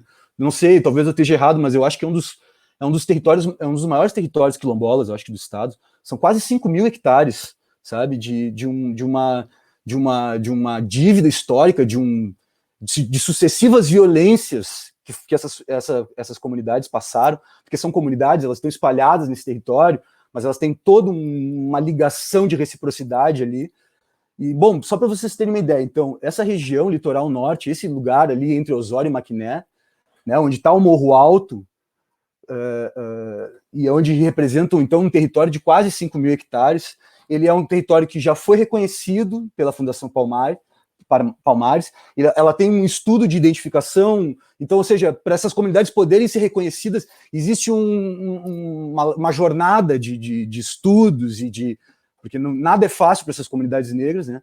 E mesmo assim, mesmo tendo passado por todas essas etapas, né, essa comunidade ainda, esse território ainda não foi titulado, não foi homologado, né? E isso está engavetado, então tem uma série de pressões de lobbies políticos, enfim, nesse território, que é claro, um território de muita especulação, de muito interesse. Imagina, uma região nobre, aquela planície com aquelas lagoas maravilhosas, numa encosta atlântica ainda preservada, enfim, um lugar chave, talvez, né, para a gente pensar, inclusive, na preservação do meio ambiente, que existe isso tudo graças a essas comunidades que defenderam. Bom, há pouco tempo, essa comunidade ela estava lá resistindo, e de repente, isso em 1950, resolvem construir a principal rodovia federal do Brasil, que é a BR-101, talvez a principal, e adivinha onde que eles vão tirar a matéria-prima para construir essa rodovia? No Morro Alto, exatamente no ponto estratégico daquela comunidade, só para vocês terem uma noção do que a gente está falando, sabe? Do tamanho do reparo que tem que ser feito, né? Do tamanho da violência. Então, além de toda a especulação, de toda a pressão que essas comunidades sofriam para defender dos latifundiários, então chega a mineração de pedra, cara, sabe? O negócio é foda, sabe? Então, se monta uma pedreira exatamente no Morro Alto, né?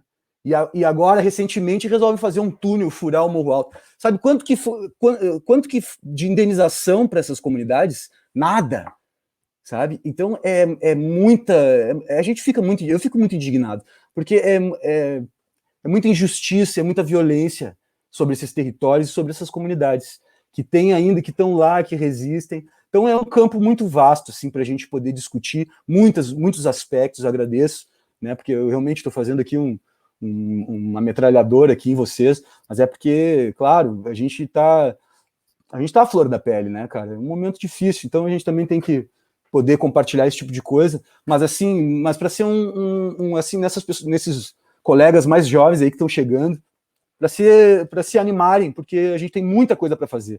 E depende disso, sabe? Muitas coisas dependem desse nosso ímpeto e dessa nossa revolta. A gente tem que se revoltar e tem que escolher essas causas, porque elas são muito importantes e elas estão aí para nós. Assim. A gente tem muita coisa para desenvolver nesses campos. E o Quilombo tem sido muito deixado de lado. A gente precisa recuperar isso nos nossos estudos, nas nossas conversas, nas nossas discussões, né? Porque realmente tem muita coisa aí para a gente avançar. Tá bom, pessoal? Obrigado. Obrigado, Nascimento. Muito bom que tu fizesse aí também toda essa, digamos assim, teu histórico também, né, de conhecimento, essa parte mais do litoral norte também, que a gente nem tocou muito aqui, mas eu acho que cada situação deve ter as suas particularidades, que eu acho que a gente pode trazer, né? Tu estando no PGDR também aqui, sempre é importante, a professora Rumi, a professora Gabriela e todos mais que fizeram parte do PGDR, mestrado, doutorado e hoje também. Então, eu acho que se deu uma visibilidade maior até para esses temas, né? Vamos dizer que há 20 anos atrás talvez não houvesse dissertações e Com certeza, professor, então, é verdade. Eu acho que, de certa maneira, está havendo uma pequena visibilidade emergente, né? Sim, e eu vou dizer, tem esses povos que foram desconsiderados, né? Menos validos, que em alguns países, vamos pensar agora o Peru, né? Olha lá, Peru, Bolívia e tal, quer dizer, os indígenas estão ocupando seu espaço. Você vai olhar lá uma matéria de jornal, eles não falam nada de que aquele representante, ele está representando o povo todo, quer dizer, todas as diferenças, a diversidade, mas que são povos originários, muitas deles, e que isso não está no dia a dia, né? Não está no nosso dia a dia. Então, é muito mais fácil fazer uma caricatura dessas figuras, né, do que simplesmente reconhecer que por trás deles tem um movimento por trás. Né? A gente sabe que tem um movimento quilombola que está forte, mas, por outro lado, como indígena também, mas claro que nesse contexto de fascismo, né, o fascismo que a gente está vivendo, né, é uma disputa bastante complicada e, inclusive, legalmente, aí algumas coisas estão sendo discutidas lá no STF, mas não... Bom, então, pessoal, vamos partir para as perguntas. Eu tinha a minha primeira aqui, já peguei a primeira pergunta, que seria a questão ligada à posse, propriedade e tal, e as disputas com os latifundiários, vizinhos, como é que está essa situação? Não sei se quem é que poderia me explicitar. E as garantias, digamos assim, as conquistas que estão digamos assim, na Constituição, quem sabe, e questões legais, como é que... Se desse para dar uma resumida, porque nós temos que finalizar até as 8, né?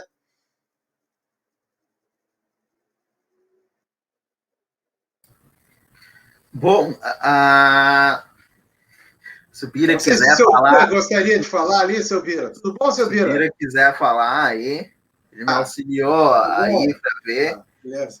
Aí tem que tirar tem que desbloquear o microfone, seu Bira. Vou tentar. Boa noite a todos. Sempre uma satisfação encontrar esses rostos aí que a gente já conhece. Estamos aí. Hoje, no estado do Rio Grande do Sul, a partir do trabalho, isso é sempre bom a gente.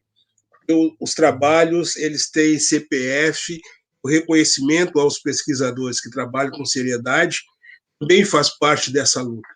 Esse trabalho, quando eu falo, a gente não pode esquecer a professora Ilka, a professora Denise Jardim, a professora Ilka Boaventura, coordenando o NUER, fez um trabalho de grande relevância, trazendo essa temática das discussões da comunidade negra rural, e fruto de todo esse trabalho, hoje, nós temos no estado do Rio Grande do Sul 146, né, professora Rumi?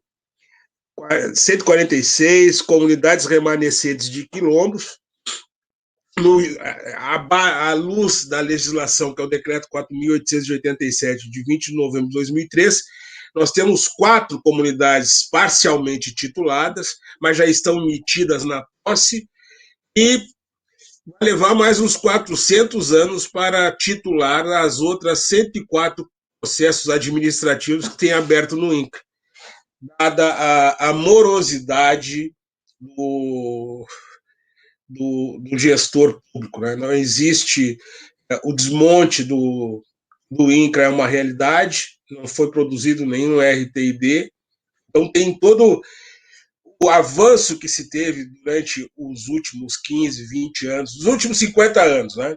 A questão da Constituição ela é importantíssima, tem 33 anos, mas a implementação, né, desse sujeito de direito numa sociedade que se tem essa disputa econômica é muito difícil.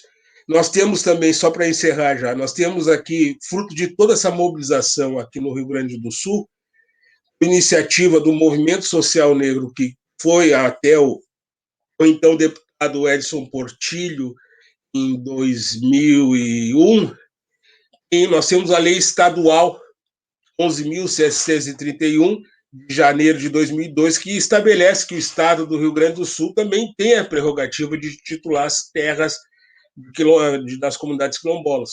Nós temos um decreto estadual para titular a terra lá de... A comunidade quilombola é Júlio Borges, lá em Salto do Jacuí. Mas até o presente momento também está dormindo em gavetas e armários conforme a vontade dos gestores.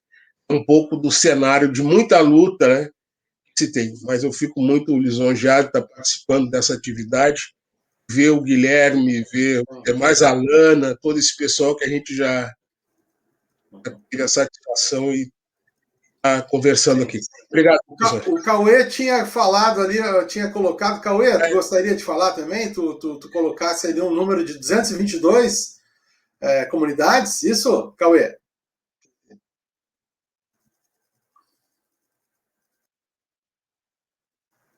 Quer falar?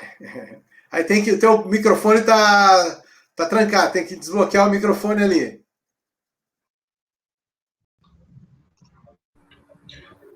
Isso, boa noite a todos presentes.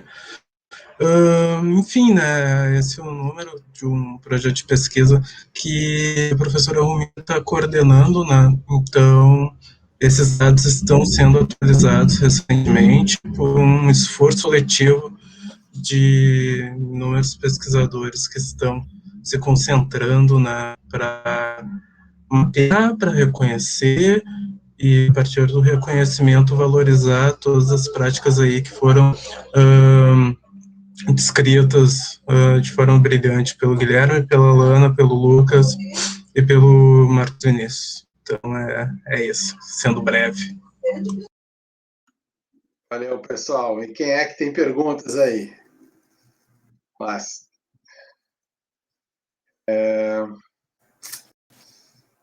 Gabriela, eu acho que a Gabriela colocou ali algumas questões também, né, Gabriela?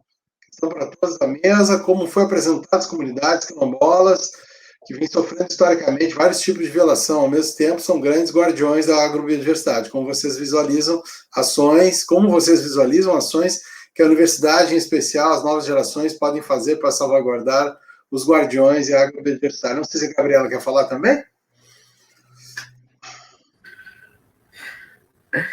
Agora você... O que eu acho que a universidade pode fazer, mais ou menos foi isso que a Gabriela perguntou. Eu acho que é publicar os trabalhos com JCR. É publicar os trabalhos que todos vão ser feitos JCR.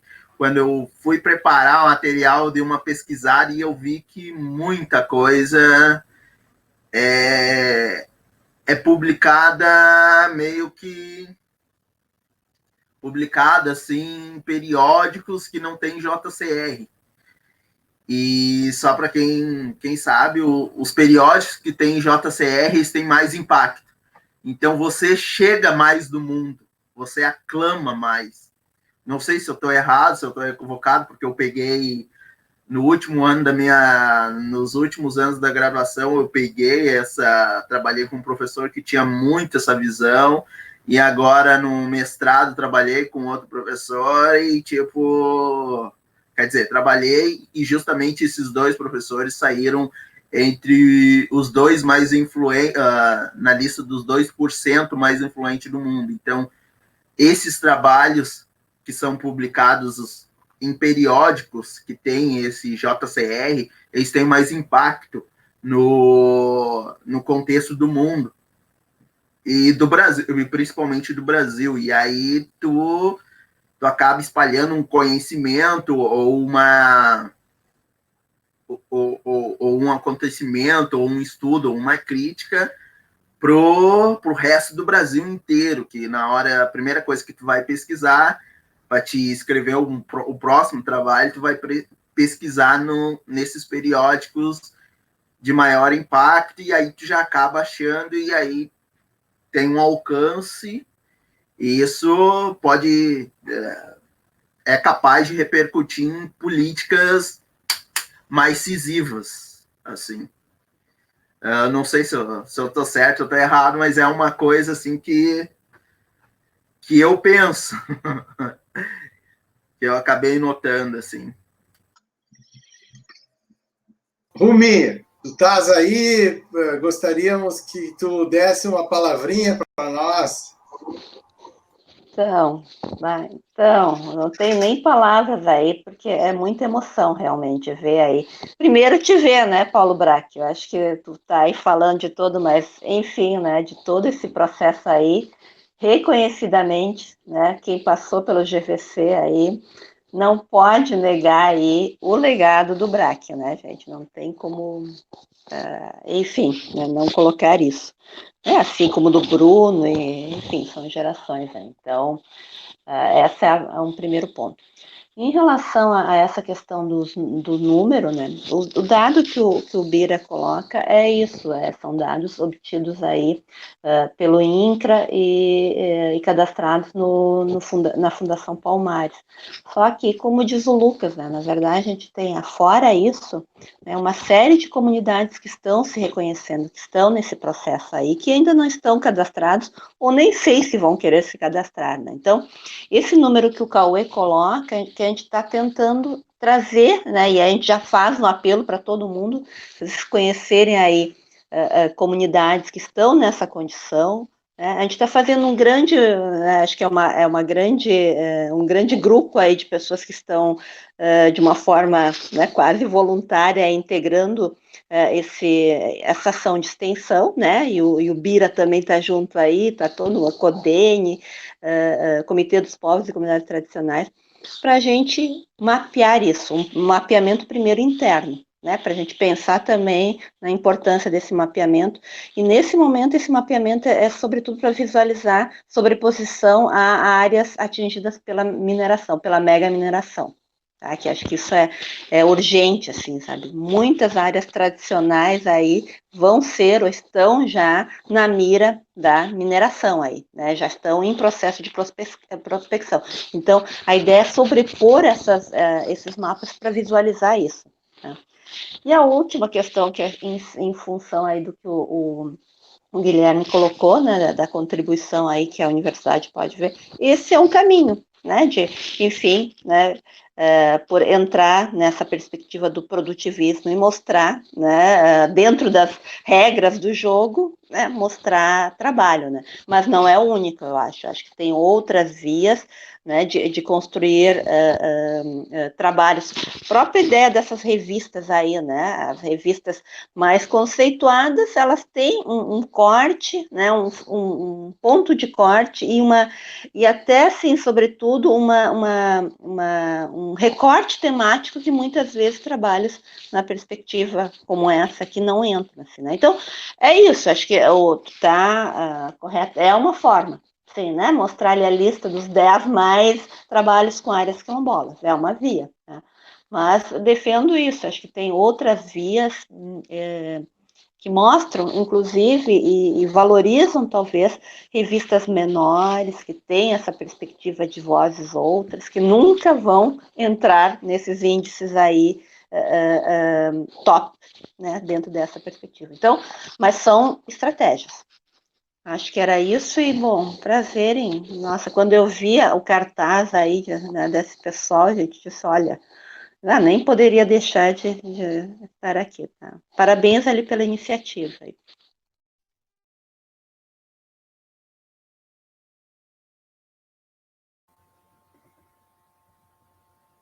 Queria fazer um comentário em relação a isso que a Gabi trouxe, pensando muito na nossa experiência, né? A importância das associações quilombolas, né? Desse espaço como um espaço assim de construção das ações, dos projetos, né? E poder conectar essa interlocução das associações com as políticas públicas, né? A gente não está num contexto muito favorável agora para falar em política pública, né? Mas a gente não pode perder de vista isso, né? A gente tem conselhos aí de segurança alimentar, por exemplo, que é um espaço para estar fortalecendo essa luta quilombola, né? E da experiência que a gente teve, assim, esse espaço das associações é muito importante, né, para construir as ações, os projetos, né? E a gente sabe que não é fácil manter uma associação, né? Passa por vários desafios, fases, né? Então, fortalecendo esses espaços, eu acho que também é um caminho, assim, falando em projetos de extensão, né?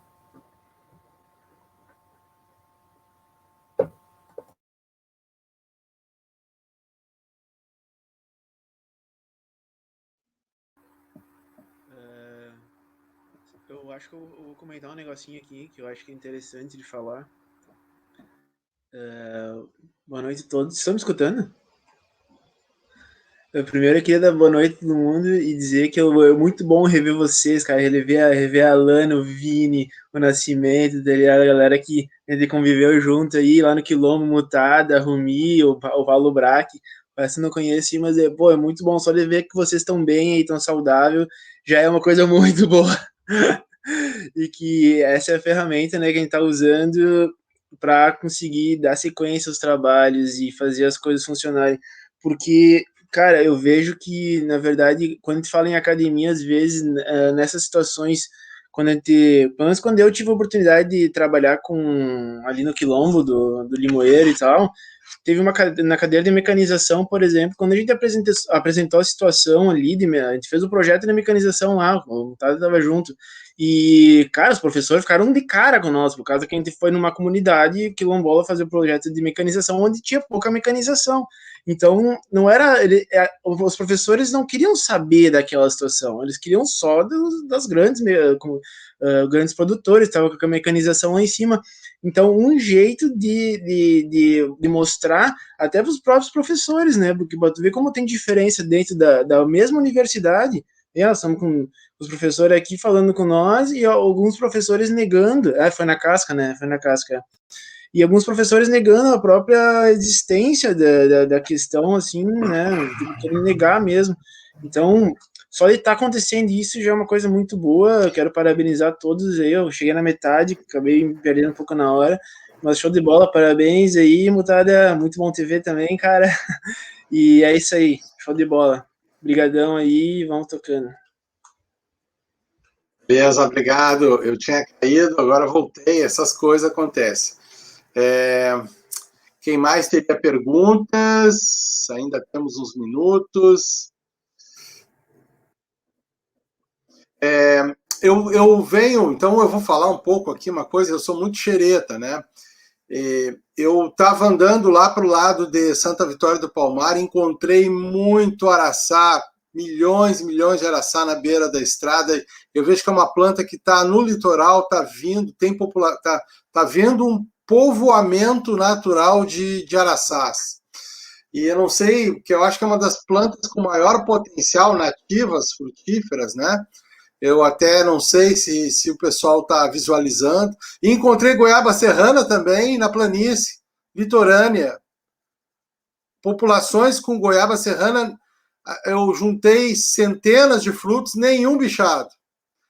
Casca mole, maravilhosa. Estou fazendo muda, inclusive, lá no GVC. E então, assim, eu vi tanta coisa, pessoal. Eu vi tanta planta, bananinha do mato, tanta planta alimentícia que ocorre no litoral, que poderia ser aproveitado, né? E eu sei que a Gabriela, né, Coelho, que está coordenando também esse trabalho com o pessoal do PGDR, e eu acho que a gente tem que trocar essas coisas, porque o agronegócio está vindo com tudo, né? Ele está homogeneizando, está passando herbicida, em algum momento a soja vai quebrar. E eu quero ver o que vai acontecer com esse agronegócio e com as pessoas e com a economia do país. Então nós temos que alertar que esse agronegócio está destruindo com o pouco que resta da agrobiodiversidade, e os quilombolas estão ali espremidos nessa situação, né? Então é uma situação que realmente temos que ter um olhar aí diferenciado. A universidade tem que ter esse papel, né? A universidade tem que ter um papel importante em disputar, até porque o ano que vem tem eleições, né?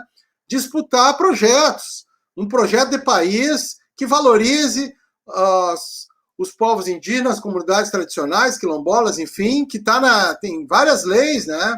A Política Nacional de Biodiversidade ela já reconhecia isso. Nós avançamos bastante do ponto de vista lá no início do milênio, incorporando essas questões da sociobiodiversidade. Mas isso, do ponto de vista hoje das políticas econômicas, continua, nós estamos no século XIX ainda, né? Então, não sei, mas eu acho que a universidade tem que se envolver mais em discutir saídas econômicas para essas regiões que incorporem um desenvolvimento local, a partir dessas comunidades que têm uma resiliência e um conhecimento do seu mundo, né? Tem uma, digamos assim, a vocação da biodiversidade, ela tem que incorporar o conhecimento que essas comunidades têm, né?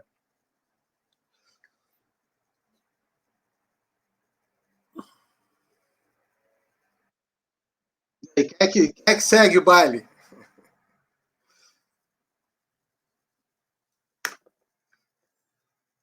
A Lana tá aí ainda? Eu tô. Eu não consigo ver, se o pessoal com a câmera aberta, eu não consigo ver todo mundo também, não sei, deve ser um problema aqui do meu computador. A gente tem várias políticas públicas aí, né, que foram construídas no século XXI aí, que favoreceriam aí os povos e comunidades tradicionais, né, e a gente está num momento muito complicado, né, de participação social, de recursos. Numa disputa de um governo popular, tem que se colocar num programa, né, a necessidade de incorporar essas políticas, mas não vão cair do céu, vai ser uma disputa, né? Não vai ser fácil, porque a gente já viu Belo Monte, né, a transposição, as grandes hidrelétricas aqui do Rio Uruguai, que inclusive o governo Bolsonaro tentou pegar carona com os projetos anteriores, não conseguiu, porque a gente também está em cima do ponto de vista legal aí, e eles não conseguiram o licenciamento para Garabi e Panambi, mas são projetos que, infelizmente, foram resgatados por um governo que a gente esperava, um governo mais do campo da esquerda, que, infelizmente, resgatou projetos da década de 70 dos militares, né? Então, nós não podemos, digamos assim, deixar que esse imaginário desenvolvimentista, né, que talvez volte, é claro, temos que superar e temos que enfrentar, derrubar esse fascismo, obviamente, resgatar as políticas públicas que foram destruídas nesses últimos 2, 3 ou depois do golpe de 2016, né? Isso é difícil, mas não pode ser políticas compensatórias. Não pode ser com políticas compensatórias para quilombolas, para indígenas, comprar motocicleta para indígena lá em Belo Monte ou dar lá uma cesta básica, não. O desenvolvimento tem que ser local e tem que incorporar prioritariamente na vanguarda essas comunidades. Mas são questões que nós temos que também discutir isso, né, com os atores políticos, começando pela base, né? Pensando sempre que a universidade, nós como, né, membros, parte nossa aqui, somos membros da universidade, junto com essas comunidades, temos que dar mais visibilidade na extensão também, na pesquisa, enfim. Então, eu parabenizo também o PGDR lá pela Rumi, pela Gabriela, e outros professores que talvez eu não conheço, né? E os estudantes ali que estão empenhados nisso, e os quilombolas também, filhos de quilombola. As cotas foram importantes também, né? Elas abriram um certo espaço, ainda não é suficiente, mas foi sim uma conquista, a gente tem que reconhecer, mas não foi uma conquista ganha de graça, foi uma conquista na luta, né? E as cotas são importantes, não podem ser derrubadas, né? Então isso tudo abriu um pouco, né, esse tema que estava meio invisibilizado dentro da universidade também.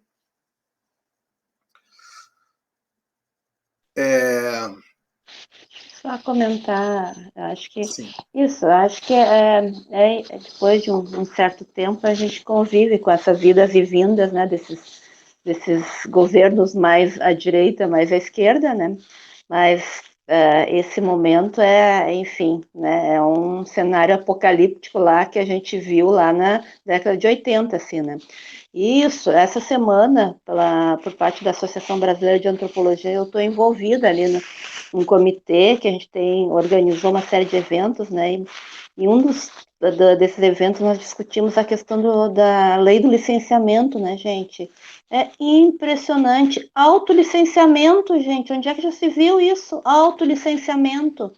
Então, é isso que estava falando, né? Acho que claro, é um tema que está indiretamente envolve aqui, mas gente, tem esse momento que tem que ser de combate mesmo, de tentar aí, né, resistir e virar o jogo, assim, porque realmente tem aí a esquerda tem problemas todos, né, mas gente, no modo que está, né, a boiada, ela está passando, assim, é um negócio impressionante, e a gente nem está se dando conta, porque é muito volume, né? Claro que paralelo a isso, acho que é bem importante, assim, quer dizer, tem ainda legislações anteriores que persistem, que estão, né, na verdade, estão em stand-by, parados, né, que é uma forma de boicotar também, mas que eu acho que à luz dessas possibilidades aí, né, isso, são brechas que é possível também levantar, e a universidade, né, acho que não é à toa que a Gabriela perguntou isso, é um espaço por excelência dessa resistência, de construir isso. Isso aqui, esse momento hoje é um pouco isso, universidade é isso aqui, esse espaço para, pelo menos, a gente discutir, né, trocar ideias, e que vem se constituindo ao longo do tempo, né? Então, esse acho que é um papel também da universidade, né? Acolher essas ideias, né? E, claro, mais do que acolher, contribuir aí para que elas se concretizem, sem dúvida, assim, mas acho que nesses momentos como esse, acolher já é grande coisa. Sim. O cenário. A Gabriela... Trigo transgênico. Sim, sim. Ali a Gabriela Assan, não sei o que quer dizer ali, é uma sigla, ela colocou, não sei se gostaria de falar também, queria trazer uma roda, o PAN Lagoa Sul, né? Eu acho que até poderia explicar o que é PAN,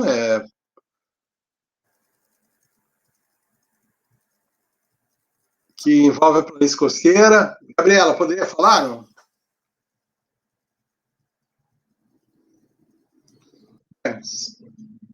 Então. Posso tentar, mas a conexão tá ruim. Não sei se estão me ouvindo. Vai lá, fala. Oi, Gabriela. Agora sim. Agora a professora Gabriela. Tá, não, eu ouço vocês bem cortado. Eu acredito que vocês também vão me ouvir cortado. Certo.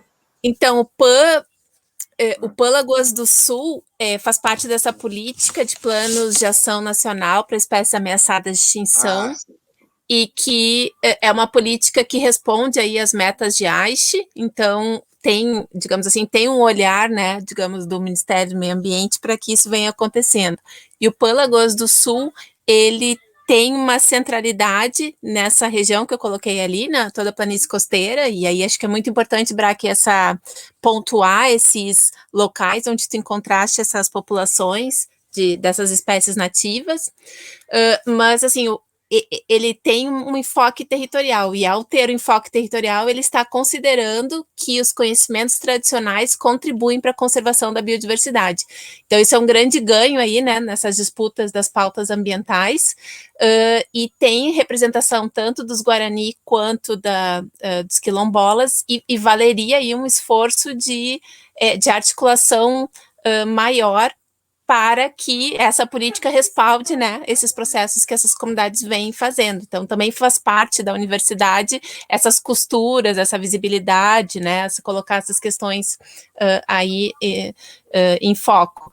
E agora está acontecendo o GEF Proespécies com com PATs territoriais, e aí tem um PAT, que é o PAT Planalto Sul, que pega aqui os campos em cima da serra, e tem um outro que está em andamento, que é um que pega a região de Bagé, toda essa parte né, mais do sul, do Rio Grande do Sul.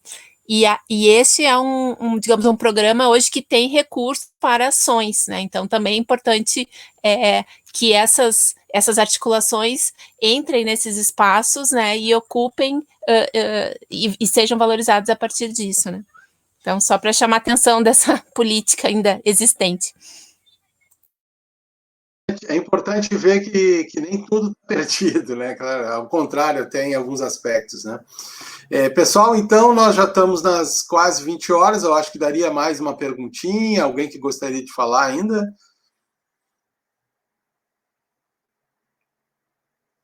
Dou-lhe uma, dou-lhe duas? Eu vou fazer a fala de agradecimento aí, né? É um momento muito especial, né? Pessoas que eu não via há muito tempo aí, as professoras Jumi, Gabriela, Bira, né? O próprio professor Paulo Brack e a moçada aí, né? Uma oportunidade, sim, de a gente ter, né, pequenos toques, né? Pequenos sinais, né? De um tema, né? Tão complexo, né? Tão complexo e tão vasto, né? A gente falar de agrobiodiversidade, falar da luta quilombola, né? Falar do envolvimento, né, que todos nós tivemos de uma forma ou de outra, né? Então, acho que daria, né, dar pano para manga, né? Várias das perguntas que eu vi ali, assim, né? Que me chamou a atenção, né? Essa interlocução, né, da universidade, do pessoal que está chegando, assim, é algo, né? A Alana trouxe realmente, assim, a questão do fortalecimento das associações, né? E eu me lembro muito, assim, da necessidade, né? O próprio seu Maneca falar, assim, que ele usava muito a palavra programa, né? Programa. E era uma referência ao projeto que a gente estava fazendo, mas, na verdade, ele estava certo, né? Na verdade, a gente precisa realmente de programas, assim, de alcance, né? Junto às comunidades, né? Programa. Tem coisas acontecendo, né? Mas realmente, né, não projetos de curta duração, mas que a gente possa construir, né, realmente programas, né, programas mais vastos e que hajam muitos projetos, interlocuções, né. Eu acho que esse é o recado, já que ele já dava lá e a gente, né, ficava ouvindo, né. E da minha parte aí, é isso, assim, muito obrigado aí pelo momento aí, muita coisa, né, muitas Valeu, falas Vininha. muito boas aí. Uhum. Obrigado aí, Guilherme, todos. Beleza, então, pessoal, estamos aí no horário, então a gente queria agradecer aqui o Guilherme, a Alana, o Lucas, o Vini, o seu Bira, né, e outros tantos, Gabriela, e a Rumi, tanta gente que esteve aqui, né, o Bajo também. Então é isso, pessoal. Então a gente agradece e a gente vai seguir aí essas tarefas. Eu acho que quando vocês também do PGDR tiverem uma atividade aí, nos divulguem, né, o pessoal dos quilombolas também. Eu acho que a extensão tem que estar ligada a esses movimentos, né, das comunidades tradicionais, enfim. Eu acho que tiramos um caldo bom aqui. Vamos seguir, então, a luta aí, pessoal. Tá certo? Muita esperança, luta e seguimos adiante, então. GVC agradece a todos e até mais. Um abraço, pessoal. Muito obrigado pela oportunidade aí. E abraço a todos aí. Salve, galera. Valeu. Salve, galera. Pessoal. Boa noite. Um abraço a todos. Fiquem com Valeu, Deus. boa noite, se cuidem. Gente. Parabéns. Boa noite. Abração. Boa noite. Boa noite. Boa noite.